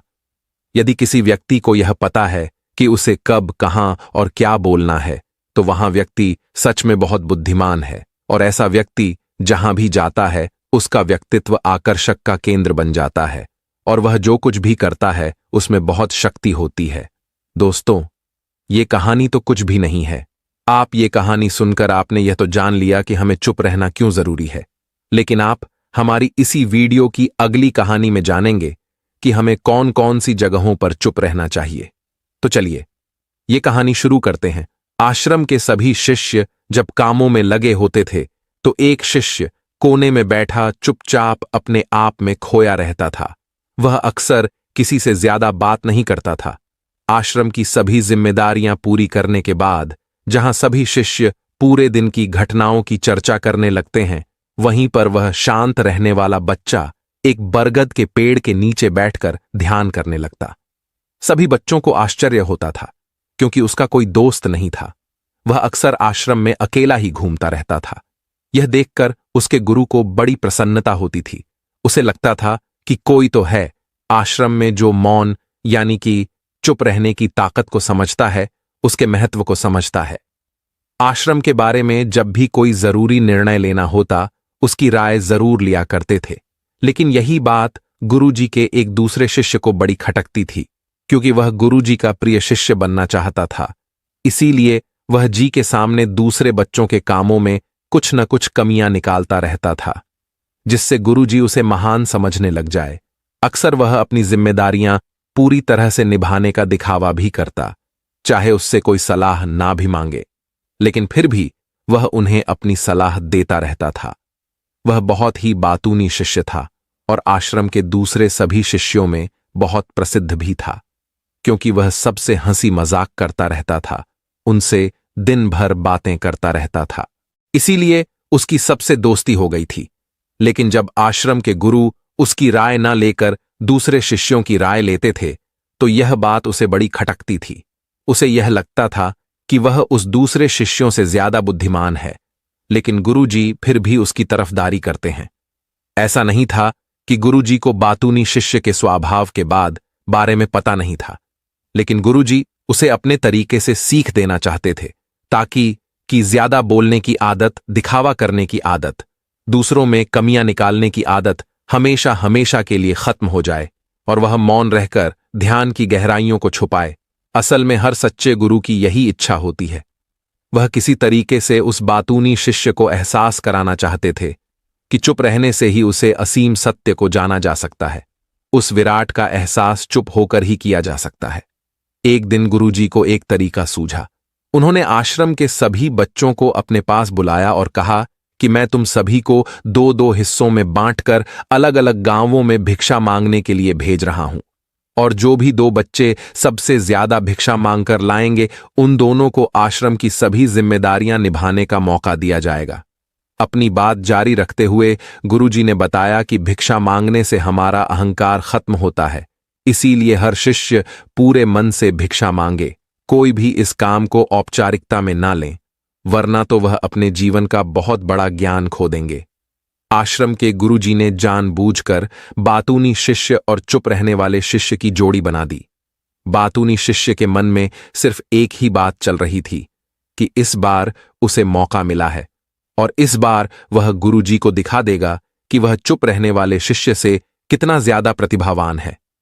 दोनों शिष्यों ने आपस में अपनी सहमति से निर्णय लिया कि दोनों गांव के अलग अलग जगह से भिक्षा मांगना शुरू करेंगे ताकि भिक्षा मांगने का काम जल्दी खत्म किया जा सके। चुप रहने वाला शिष्य हर द्वार पर जाकर अपने हाथ जोड़कर अपना भिक्षा का पात्र उनके सामने कर देता। उसके चेहरे पर एक सादगी और उसकी आंखों में एक एकांत होता था, जिससे भिक्षा देने वाले उसे भिक्षा देकर अपने आप को अनुग्रहित समझते थे। वहीं पर दूसरा बातूनी शिष्य हर द्वार पर जाकर उनको कुछ न कुछ ज्ञान देने लगता था, जिससे ज्यादातर लोग उसे बिना भिक्षा दिए ही लौटा देते थे। पूरे गांव में भिक्षा कर जब दोनों गांव के बीच में मिले तो बातूनी शिष्य ने देखा कि चुप रहने वाले शिष्य के पास उससे दोगुनी भिक्षा थी। यह देखकर उसे मन ही मन बहुत ठेस पहुंचा, लेकिन जब वह दोनों भिक्षा का सामान लेकर आश्रम की तरफ जा रहे थे, तब बातूनी शिष्य को एक चालाकी सूझी। उसने चुप रहना वाले शिष्य से कहा कि हमें अपनी भिक्षा एक ही थैले में डाल लेनी चाहिए। गुरुजी ने हम दोनों को एक साथ भिक्षा लाने के लिए कहा था। चुप रहने वाले शिष्य ने बिना कुछ बोले अपनी सारी भिक्षा उसके थैले में डाल दी। बातूनी शिष्य मन ही मन बहुत खुश हो रहा था कि अब गुरुजी को यह पता नहीं चलेगा कि ज्यादा भिक्षा हम में से किसने मांगी। उसे लग रहा था कि गुरुजी मुझे इससे कम प्रतिभावान समझेंगे, इसीलिए उसने यह तरकीब लगाई। सभी शिष्यों के आने के बाद संध्या के समय जब सभी की भिक्षा तो ली गई, तो इन दोनों शिष्यों की भिक्षा सबसे ज्यादा निकली। गुरुजी ने इन दोनों का अभिवादन करते हुए आश्रम के साथ भी बच्चों के सामने उनकी पीठ थपथपाते हुए उन्हें मुबारकबाद दी और कहा कि मैं आश्रम का कार्यभार तुम दोनों को नहीं सौंप सकता। इससे आपसी मतभेद होने का खतरा रहता है। इसीलिए तुम दोनों में से जो ज्यादा भिक्षा लेकर आया है, आश्रम की जिम्मेदारी उसे ही सौंपी जाएगी। जब उन्होंने उनसे पूछा कि तुम में से ज्यादा भिक्षा कौन मांगकर लाया था, तो बातूनी शिष्य ने कहा कि गुरुजी, मैं इससे दुगनी भिक्षा मांगकर लाया था, लेकिन मुझसे गलती हो गई कि मैंने वह दोनों भिक्षा एक ही थैले में डाल ली। मुझे नहीं पता था कि आप ऐसा निर्णय लेने वाले हैं, वरना तो मैं अपनी शिक्षा का थैला अलग ही रखता। इस पर गुरुजी ने चुप रहे वाली शिष्य से पूछा कि क्या तुम इसके बाद से सहमत हो?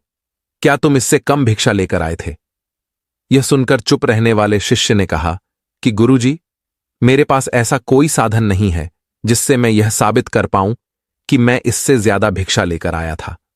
असल में यह उल्टा बोल रहा है। दुगनी भिक्षा में लेकर आया था। यह मुझसे आधी दीक्षा लेकर आया था और इसी ने ही मुझसे भिक्षा एक थैले में डालने की बात कही थी। आश्रम से कुछ दूरी पर एक पहाड़ी थी जिसके पीछे सूरज अभी अभी संध्या के समय ढल रहा था।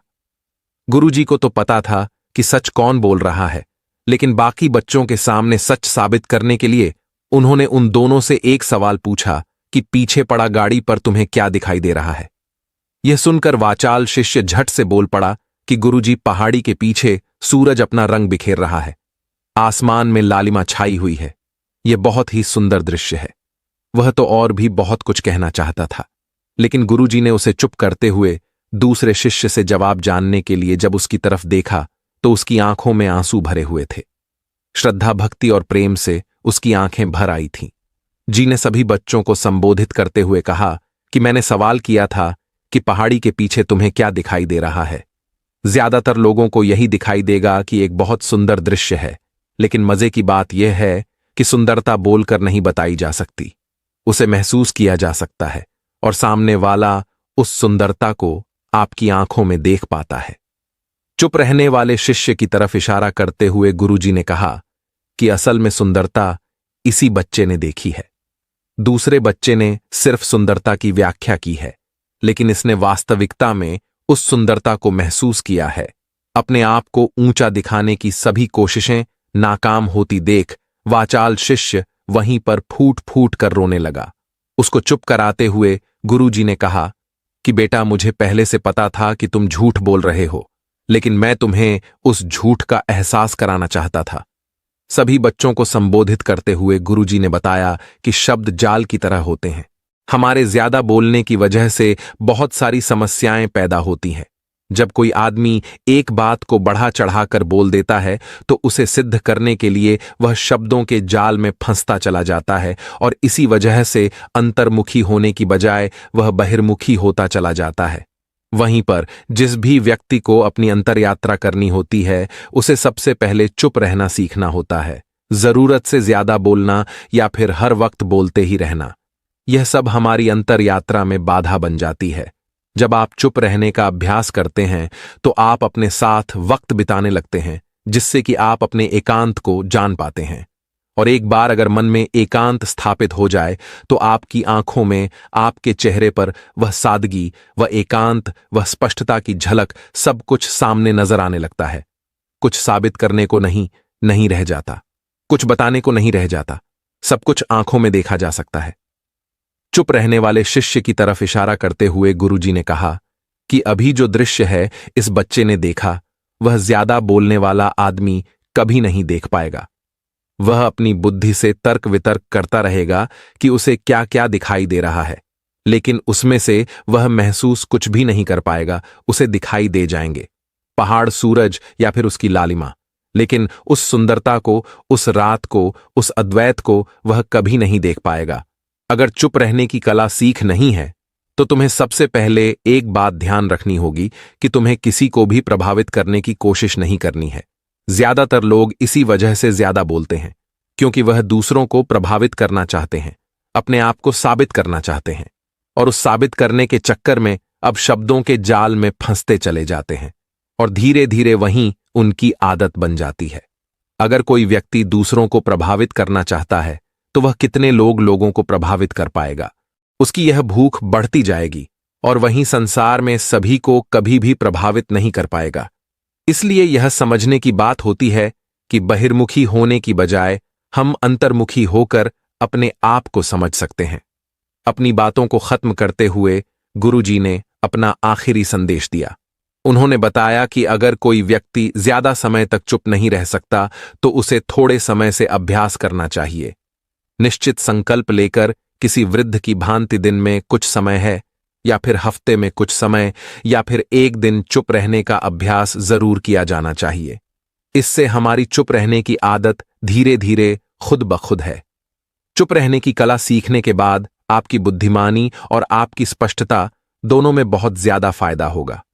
वास्तविकता में जिसे दर्शन कहते हैं वह मौन रहकर ही किया जा सकता है। इसके बाद सभी बच्चों से कुछ समय चुप रहने का संकल्प लेकर गुरुजी ने अपनी बात खत्म कर दी और सभी बच्चे रात्रि का भोजन करने के लिए एक साथ भोजन कक्ष में पहुंच गए। एक बार किसी राज्य का राजकुमार महात्मा बुद्ध के पास आता है और वह महात्मा बुद्ध से कहता है, आप हमेशा कहते रहते हैं कि ध्यान करो, लेकिन मेरे लिए ध्यान करना तो दूर की बात है। मैं कुछ समय के लिए अपनी आंखें बंद करके शांति से भी नहीं बैठ पाता हूं।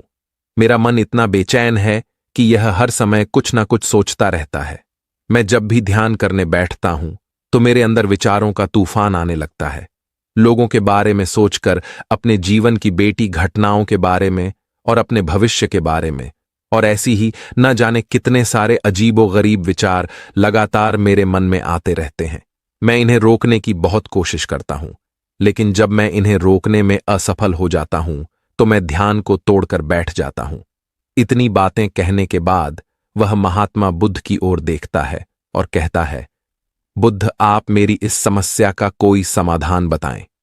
बुद्ध ने कहा, मैं क्या समाधान बता सकता हूं? सोचो, तुम्हारा ही मन है, लेकिन यह तुम्हें कुछ देर तक आंख बंद करके बैठने भी नहीं देता है। कितना आजाद कर रखा है तुमने इसे। राजकुमार ने कहा, बुद्ध, मैंने बहुत सोचा, लेकिन मुझे अपनी इस समस्या का कोई समाधान समझ नहीं मिला, इसलिए मैं आपकी शरण में आया हूं। अब आप ही कोई रास्ता दिखाएं। बुद्ध ने कुछ देर तक राजकुमार के चेहरे की तरफ बड़े ध्यान से देखा और फिर कहा, ठीक है, तुम यह 4 आदतें छोड़ दो और फिर तुम्हारा मन लगने लगेगा। राजकुमार पूरे ध्यान लगाकर बुद्ध की बातें सुनने लगा। बुद्ध ने कहा, तुम और तुम्हारे जैसे ज्यादातर लोग यही गलती कर रहे हैं कि वह दूसरों की मन की बातों को पढ़ने का प्रयास कर रहे हैं, कि अच्छा सामने वाला मेरे बारे में ऐसा सोच रहा है, और यही एक आदत तुम्हें सबसे ज्यादा बेचैन और परेशान कर रही है। ज्यादातर उत्सवों पर लोग दूसरों के मन की बातों को गलत और नकारात्मक तरीके से ही पढ़ते हैं। जैसे कि लोग अक्सर सोचते हैं कि दूसरे लोग उनकी तरक्की से जलते हैं, उसे नीचा दिखाना चाहते हैं, उसे पसंद नहीं करते, उसकी मदद नहीं करना चाहते, और ऐसी ही न जाने कितनी सारी नकारात्मक बातें यह लोग दूसरों के प्रति अपने अंदर बैठा लेते हैं। फिर उनके बारे में ही सोचते रहते हैं, उनसे बदला लेने के तरीके सोचते रहते हैं, उन्हें नीचा दिखाने के मौके ढूंढते रहते हैं, और दूसरों के प्रति यही नकारात्मक सोच इन्हें दुखी करती है, और फिर यह लोग बेचैनी महसूस करते हैं। इसीलिए दूसरे लोग क्या सोच रहे हैं इसका अनुमान लगाना बंद करो। दूसरे लोगों के विचारों को पढ़ने की कोशिश करना बंद करो। अगर पढ़ना ही है तो खुद के विचारों को पढ़ना शुरू करो कि तुम्हारे अंदर क्या चल रहा है। कहीं तुम नकारात्मक सोच, शिकायत या बुराई करने जैसी आदतों के शिकार तो नहीं हो रहे हो। बुद्ध ने कहा, लोगों को असफलता पर हंसना तो लोगों का धर्म है, क्योंकि अगर तुम सफल हो जाते तो यही तो वह लोग हैं जो तुम्हारी तारीफ करते तो सम्मान देते, तुम पर गर्व करते। अपनी सफल होने पर दूसरों से तारीफ की उम्मीद करते हो, तो अपनी असफलता पर उनके हंसने से तुम्हें दुखी नहीं होना चाहिए। और समस्या ही यही है कि हम इंसान असफलता को बुरा मानते हैं, जबकि असफल होना सफल होने से भी ज्यादा जरूरी है, क्योंकि बिना असफल हुए सफल इंसान के अंदर घमंड और दूसरों को खुद से छोटा समझने की भावना पैदा करती है, जबकि असफलता हमें विनम्र रहना, धैर्य रखना और लगातार प्रयास करना सिखाएं दी है। इसलिए असफलता को बुरा मत समझो, और अगर तुम्हारे काम में असफल होने की संभावना नहीं है तो इसका अर्थ है कि तुमने अपना लक्ष्य अपनी क्षमताओं से छोटा बनाया है। और अगर लोग तुम पर हंस नहीं रहे, तुम्हें ताने नहीं मार रहे हैं, तुम्हारी बुराई नहीं कर रहे हैं, तो तुम अंदर से मरे हुए हो। तुम अपने मानसिक सीमाओं से बाहर जाकर कुछ नया करने का प्रयास नहीं कर रहे हो, क्योंकि असफल भी वही होता है जो कुछ नया करने का प्रयास करता है। और एक बात हमेशा याद रखना, अगर तुम्हारे अंदर असफल होने का साहस नहीं है तो तुम बड़ा लक्ष्य हासिल नहीं कर सकते जो तुम करना चाहते हो। इसलिए असफल होने और लोगों के हंसने से डरना बंद कर दो। बुद्ध ने आगे कहा, लोगों को लगता है कि वह समय को काट रहे हैं, लेकिन असल में समय हर बार उन्हें काट रहा है। लोगों के द्वारा समय को व्यर्थ के कामों में बर्बाद करने का केवल एक ही कारण है, और वह यह है कि उन्हें लगता है कि उनके पास बहुत समय है, जबकि सच्चाई यह नहीं है, क्योंकि उनसे पहले वाले लोगों को भी यही लगता था कि उनके पास बहुत समय है, लेकिन उन्हें पता नहीं चल पाया कि कब समय बीत गया और उनका बुलावा आ गया। और जब तक उन्हें अपनी गलती का एहसास हुआ, तब तक समय उनके हाथ से निकल चुका था। बस पश्चाताप रह गया था कि सारा जीवन व्यर्थ के कामों में बर्बाद कर दिया, और फिर वह चले गए इस दुनिया से बिना खुद को जाने, बिना इस जीवन की सच्चाई को समझे। इसलिए जब तक यह जीव है, इसे अच्छे कामों में लगा, वो खुद को जानने में, दूसरों की मदद करने में, लोगों को सही राह दिखाने में, मानवता के कल्याण में। और दूसरी बात, समय को बर्बाद करने से आज तक किसी को खुशी नहीं मिली है। हालांकि समय काटने से तुम्हें क्षणिक खुशी तो महसूस हो सकती है, लेकिन जब तुम्हें होश आया है और तुम देखते हो कि कितना सारा समय बर्बाद किया जा चुका है, तब तुम्हें खुद पर क्रोध आता है और तुम पश्चाताप के भाव से भर जाते हो। और फिर यही पश्चाताप का भाव तुम्हारे अंदर तनाव पैदा करता है, और तुम बेचैन हो जाते हो और लगातार अपनी गलती के बारे में सोचते रहते हो। फिर तुम्हारा किसी भी काम में मन नहीं लगता और तुम उदास रहने लगते हो, और यह चक्र लगातार चलता रहता है जिसकी शुरुआत हुई थी समय को काटने से। इसलिए समय को काटना बंद करो और वह करना शुरू करो जो जरूरी है। बुद्ध ने कहा, असल में दूसरों से खुद की किसी भी चीज में तुलना करना ही व्यर्थ है। सबकी परिस्थितियां अलग हैं, सबकी सोच अलग है। और क्या हुआ, अगर दूसरे नहीं कर पाए तो हो सकता है कि तुम ही कर जाओ, क्योंकि अक्सर वही लोग इतिहास रचते हैं जिनसे ज्यादा उम्मीद नहीं होती।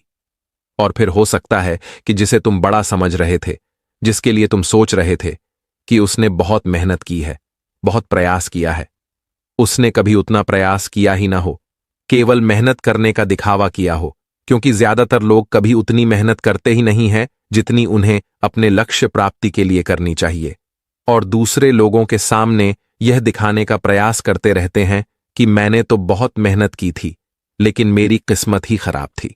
और यही वो लोग हैं जो दूसरों को बातों ही बातों में कहते रहते हैं कि जब इतनी मेहनत करने के बाद में सफल नहीं हो पाया तो तुम कैसे हो पाओगे। लेकिन अंदर ही अंदर यह इस बात को जानते हैं कि उन्होंने कभी उतनी कोशिश नहीं की थी जितनी उन्हें करनी चाहिए थी। यह बस दूसरों की नजरों में अपनी इज्जत बचाने के लिए और इस डर से कि कहीं दूसरा व्यक्ति इनसे आगे न निकल जाए, यह अपने अधूरे प्रयास से घबराते रहते हैं और दूसरों को डराते रहते हैं कि जब मैं नहीं कर पाया तो तुम कैसे कर पाओगे। इसलिए किसी दूसरे असफल व्यक्ति को देखकर यह सोचना छोड़ दो कि तुम यह सफल हो जाओगे। तुम बस अपना सर्वश्रेष्ठ प्रयास करो और बाकी सब समय पर छोड़ दो। बुद्ध ने आगे कहा, अगर तुमने यह 4 आदतें छोड़ दी तो तुम्हारा मन एकदम शांत हो जाएगा और फिर तुम जहां चाहो वह अपना मन लगा सकते हैं। इतना कहकर बुद्ध मौन हो गई और राजकुमार को भी अब समझ आ चुका था कि उसे क्या करना है। मन ही मन उन 4 आदतों को छोड़ने का निश्चय किया और बुद्धि का धन्यवाद कर वहां से चला गया। दोस्तों, इस कहानी से हमें यह शिक्षा मिलती है कि हमें यह नहीं सोचना चाहिए कि लोग मेरे बारे में क्या सोच रहे हैं। अगर मैं कोई काम करता हूं तो लोग उसे कम को लेकर हंसेंगे। इसके अलावा हमें अपना व्यर्थ ही समय बर्बाद नहीं करना चाहिए। इसके अलावा हमें कभी भी यह नहीं सोचना चाहिए कि अगर किसी व्यक्ति से कोई काम नहीं हो पाया है तो मैं उसे नहीं कर पाऊंगा। अगर दोस्तों आप मेहनत से किसी भी काम को करते हैं तो कोई भी काम छोटा या बड़ा नहीं होता और एक ना एक दिन सफलता अवश्य मिलती है। हरीश की एक पत्नी थी जो बहुत बोलती थी और वह उसके ज्यादा बोलने से बहुत परेशान था। हरीश को पता चला कि जंगल में एक महात्मा आए हुए हैं। वह अपनी पत्नी को उनके पास लेकर जाता है और कहता है कि मुनिवर कृपा करके आप इसे समझाइए, यह बहुत बोलती है। मेरे मना करने के बाद भी इसका दिन भर इसका मूल चलता ही रहता है। मैं इसे कितना समझाता हूं कि कम बोलाकर चुप रहना सीख, लेकिन नहीं, और हर बार इसकी वजह से लड़ाई होती है। महात्मा मुस्कुराए और बोले, मैं तुम्हें इस बात को एक कहानी की मदद से समझाता हूं। मेरा गुरु का एक शिष्य था जो बहुत बोलता था। वह हर समय इधर उधर की बातें करता था और कभी शांत नहीं रहता था। जब वह दान लेने के लिए जाता तो हर घर से एक नई कहानी लेकर आता और आश्रम के दूसरे शिष्यों को सुनाता और एक शिष्य की दूसरे से बुराई करता, चुगली करता और दूसरों के सामने अच्छा बनने का प्रयास करता और खुद के मुंह से ही खुद की तारीफ करता रहता। और हम हमेशा खुद को गुरु के सामने सबसे बुद्धिमान और उत्तम साबित करने का प्रयास करता। वह खुद को सभी शिष्यों से अलग और श्रेष्ठ मानता था। उसका कहना था कि मैं एक अमीर घर का बालक, अगर मैं चाहता तो एक आरामदायक और सुविधाओं से भरा जीवन जी सकता, लेकिन मैं वह सब छोड़कर यहां आ गया क्योंकि मुझे खोज करना, खुद को जानना है, जीवन को जानना है। एक दिन गुरु ने आश्रम के सभी शिष्यों को बुलाकर कहा, आप सभी को अगले 1 महीने के लिए कोई ना कोई संकल्प लेना होगा। इससे आपकी संकल्प शक्ति मजबूत होगी और आप में आत्मशक्ति का संचार होगा। आप सभी अपने सामर्थ्य के अनुसार कोई भी संकल्प ले सकते हैं और यदि 1 महीने से पूर्व आप में से जिसका भी संकल्प टूट जाएगा तो वह अपनी पुरानी दिनचर्या में वापस आ सकता है। सभी शिष्यों ने अपनी शक्ति के अनुसार संकल्प लिए और गुरु को अपने अपने संकल्प के बारे में बताकर वहां से चले गए। लेकिन वह शिष्य जो खुद को सबसे अलग दिखाना चाहता था, वह सीधे गुरु की कुटिया में पहुंच गया और बोला, मैं कोई छोटा मोटा संकल्प नहीं लेना चाहता, बल्कि खुद की ही जैसे एक और महान संकल्प लेना चाहता हूं। कृपया आप ही बताएं, मुझे क्या संकल्प लेना चाहिए। उसकी यह बात सुनकर गुरु मुस्कुराए, बोले, क्या तुम मेरे द्वारा दिए गए संकल्प को पूरा कर पाओगे? क्या तुम्हारे लिए उसे पूरा करना संभव होगा? शायद नहीं, वह तुम्हारे लिए संभव नहीं, तुम उसे पूरा नहीं कर पाओगे, इसीलिए तुम खुद ही कोई संकल्प ढूंढो। शिष्य ने कहा, नहीं गुरुदेव, आप जो भी संकल्प मुझे देंगे मैं जरूर उसे पूरा करो। गुरु ने कहा, ठीक है, तो तुम अगले 1 महीने तक चुप रहो, मुंह से एक शब्द भी नहीं निकाला, यही है तुम्हारा संकल्प। शिष्य ने कहा, गुरुदेव, यह भी कोई संकल्प है? यह तो बहुत ही आसान है, आप कोई संकल्प दीजिए जो मेरी योग्यता के बराबर हो। गुरु ने कहा, पहले तो तुम इस संकल्प को तो पूरा करके दिखाओ। शिष्य ने गुरु की बात मान ली और वह उसी समय चुप हो गया और पलटकर कुटिया से बाहर चला गया। उसे चुप रहना बहुत आसान लग रहा था। उसने एक दिन तो जैसे तैसे चुप रहकर काट लिया, लेकिन दूसरे दिन से उसके मन में न बोलने का बोझ बढ़ने लगा, और तीसरे दिन उसे भारीपन महसूस होने लगा, और चौथे दिन उसके अंदर एक अजीब सी चैनी होने लगी, क्योंकि आसपास आश्रम के सभी शिष्य एक दूसरे से बातें कर रहे थे। वह भी अपना पक्ष उनके सामने रखना चाहता था, उनकी बोलती बंद कर देना चाहता था, लेकिन उसका संकल्प उसके आ रहा था, इसीलिए वह पूरे दिन सिर्फ और आंखें बनाता। इसी तरीके से कुछ दिन और भी थे और वह शिष्य बीमार पड़ गया। उसका सिर फटा जा रहा, उसका खाने पीने तक का मन नहीं था, वह सिर्फ बोलना चाहता था। गुरु के पास गया और उनके सामने बैठकर लिखकर उन्हें बताया, गुरुदेव, मैं बोलना चाहता हूं, बिना बोले मुझे साफ नहीं आ रही है, मेरा दम घुटता जा रहा है, मैं अंदर ही अंदर पागल हुआ जा रहा हूं, मैं क्या करूं, संकल्प तोड़ा दूं क्या? यह पढ़कर गुरु मुस्कुराए और बोले, मैं संकल्प बने के लिए नहीं होते, लेकिन जो अपने संकल्प को पूरा कर लेता है वह अपनी आंतरिक शक्ति को बढ़ाता है, और जो अपनी आंतरिक शक्ति को बढ़ा लेता है वह समाज और जागृति की राह पर आगे बढ़ जाता है। संकल्प का लेना भी तुम्हारे हाथ में था और इसे तोड़ना भी तुम्हारे हाथ में है। तुम्हारे बहुत से भाई अपने संकल्प को देखकर अपनी पुरानी दिनचर्या पर वापस आ चुके हैं।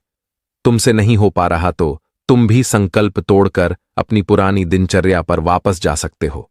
लेकिन याद रहे, अगर आज तुम इस छोटे से संकल्प को नहीं संभाल पा रहे तो तुम अपनी बाकी की पूरी जिंदगी को कैसे संभाल सकोगे? बाकी फैसला पूरी तरह से तुम्हारे हाथों में है। गुरु की यह बात उस शिष्य के दिल में चोट कर गए। वह बिना कुछ बोले वहां से वापस चला गया और खुद को अपनी कुटिया में कर वह केवल अपने जरूरी कामों के लिए ही कुटिया से बाहर निकलता, बाकी सारे समय कुटिया के अंदर ही बैठा रहा। 15 दिन बीत चुके थे और आश्रम के लगभग सभी शिष्यों का संकल्प अब तक टूट चुका था, लेकिन उसका संकल्प अभी भी जारी था। संकल्प लेने के बाद से अब तक उसने एक शब्द भी नहीं बोला। सारा आश्रम हैरान था कि इतना बोलने वाला इंसान चुप कैसे हो। 15 दिन बीतने के बाद वह दोबारा अपने गुरु के पास गया और लिखकर बताया है, गुरुदेव, मैं बाहर से तो चुप हो, लेकिन मेरे भीतर बहुत सी आवाजें हैं, बहुत सी चीख पुकार और शिकायतें हैं। मैं अंदर ही अंदर बात करता रहता हूं। मेरा मन तरह तरह के प्रश्न पूछता है। मैं बाहर से जितना मोर, भीतर से उतने ही शोर शराबे से भरा। क्या इस तरह से मेरा संकल्प अभी भी है? गुरु ने कहा, हां, तुम्हारा संकल्प अभी भी जारी है, लेकिन जब तक लोगों की यह आवाजें तुम्हारे कानों में होती रहीं, तुम्हारा मन बोलता रहेगा, क्योंकि इसे तो आदत है। तुम भले ही बाहर से चुप हो, लेकिन तुम अंदर ही अंदर बोलते रहोगे। तुम्हें इन बातों से, इन आवाजों से दूर जाना चाहिए। शिष्य गुरु को प्रणाम कर वहां से चला जाता है और सुबह होते ही अपनी कुटी छो जंगल की तरफ चला जाता है। कई दिन बीत जाते, संकल्प का समय भी पूरा हो जाता है, लेकिन शिष्य लौट कर नहीं आया। आश्रम में सभी को डर था कि कहीं जंगली जानवर ने उसे खाना लिया हो। इस बीच उसे ढूंढने की बहुत कोशिश की गई, लेकिन वह कहीं नहीं मिला। गुरु भाइयों ने मान लिया था कि जंगली जानवरों ने उसे अपना शिकार बना लिया है, लेकिन गुरु को ऐसा नहीं लगता। एक दिन आश्रम का एक अन्य शिष्य गुरु के पास आया और बोला, गुरुदेव, हमारे उस अधिक बोलने वाले भाई के साथ क्या हुआ होगा? क्या जानवर ने उसे मार दिया होगा? गुरु ने कहा, हो सकता है कि जानवरों ने उसे अपना शिकार बना लिया हो, लेकिन उसके न लौटने की एक दूसरी वजह भी हो सकती है। शायद उसे वह मिल गया है जिसके लिए वह गया था। फिर शिष्य ने पूछा, गुरुदेव, क्या ज्यादा बोलना इतना हानिकारक होता है? गुरु ने बोला, कहाँ? इंसान के जीवन के बहुत सारे दुखों में से एक दुख यह भी है कि वह कभी चुप नहीं रह सकता, हमेशा कुछ ना कुछ बोलता ही रहता है। सिर्फ हमारे बोलने के कारण हमारे आधे से ज्यादा दुख पैदा होते हैं। हम में से कोई भी चुप नहीं रहना चाहता, हम बस सामने वाले को सुना देना चाहते हैं। जो भी हमारे मन में है सब निकालकर उसके मन में बैठा देना चाहते हैं, उसे समझा देना चाहते हैं कि देख, तू गलत है और मैं सही। इस तरीके से सुनने और सुनाने का यह काम जिंदगी भर चलता रहता है, लेकिन इस नासमझी में हम अपना समय, अपना जीवन, अपनी समझ और सबसे महत्वपूर्ण अब कीमती पल जो ये जा सकते हैं, जिनको अनुभव किया जा सकता है, जिनमें आनंद को प्राप्त किया जा सकता है, यह सब खो देते हैं। लेकिन इसके बाद हमें मिलता क्या है? कुछ नहीं, सब व्यर्थ और बर्बाद हो जाता है। शिष्य ने पूछा, तो फिर इसका समाधान क्या है? गुरु ने कहा, पूरी जागरूकता के साथ अपने विचारों को देखना, यही एकमात्र तरीका है।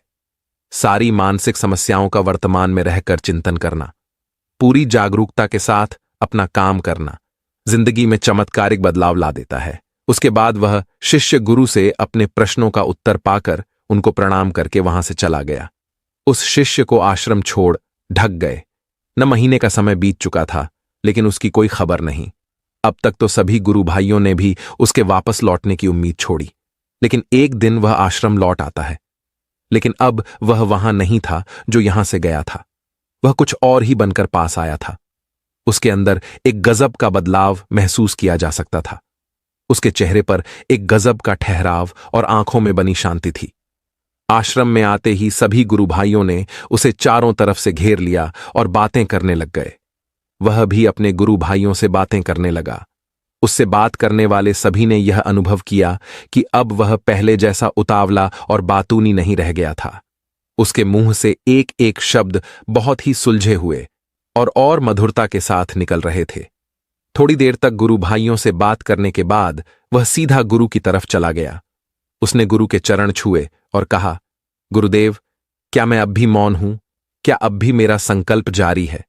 गुरु ने कुछ देर तक शिष्य की आंखों में बड़े ध्यान से देखा और कहा, हां, तुम अब भी मौन हो। तुम्हारे मुंह से एक भी शब्द निकल नहीं रहा और तुम्हारा संकल्प अभी भी जारी है। शिष्य ने कहा, गुरुदेव, जब मैं आश्रम से गया तो मैं मुंह से तो चुप था, लेकिन मेरे अंदर बहुत सी आवाजें थीं। मन में बहुत से प्रश्न थे और वह बंद नहीं हो रहे थे। तो मैं जंगल में चला गया, इस उम्मीद से कि वहां मुझे शांति मिलेगी और मेरे मन की बकबक कम हो जाएगी। लेकिन मैं जितना एकांत में जाता गया, मेरे अंदर की आवाज उतनी ही तेज होती गई। मेरे भीतर की पुरानी से पुरानी आवाज मुझे सुनाई देने लगी। तब जाकर मैंने महसूस किया कि मैं कितना गलत कर रहा था। जब मैं अपने परिवार वालों, दोस्तों को और गुरु भाइयों को बुरा भला कहता था, तो उस समय मुझे लगता था कि मैं सही कह रहा हूं। जब मैं गुरु भाइयों की एक दूसरे से चुगली करता था और उनका मजाक बना था, तब भी मुझे यही लगता था कि मैं उनसे बेहतर हो और मैं सही कर रहा हूं। तो दोस्तों, इस संसार में रहकर भी एकांत में रह सकता है, शांत रह सकता है, लेकिन इसके लिए उन्हें अपनी ऊर्जा बचानी होगी, जिसे वह अब तक अपने व्यर्थ के शब्दों में बर्बाद कर रहे थे। दोस्तों, इस कहानी की सीख यही है कि व्यर्थ का बोलना ऊर्जा को नष्ट करना है। ज्यादा और व्यर्थ बोलना ही हमें अपने भीतर की ओर लौटने नहीं देता, क्योंकि यह हमें बाहर की ओर झुकाए रखता है, और जिन्हें भीतर की यात्रा करनी है, उन्हें अपने मुंह को बंद ही रखना चाहिए।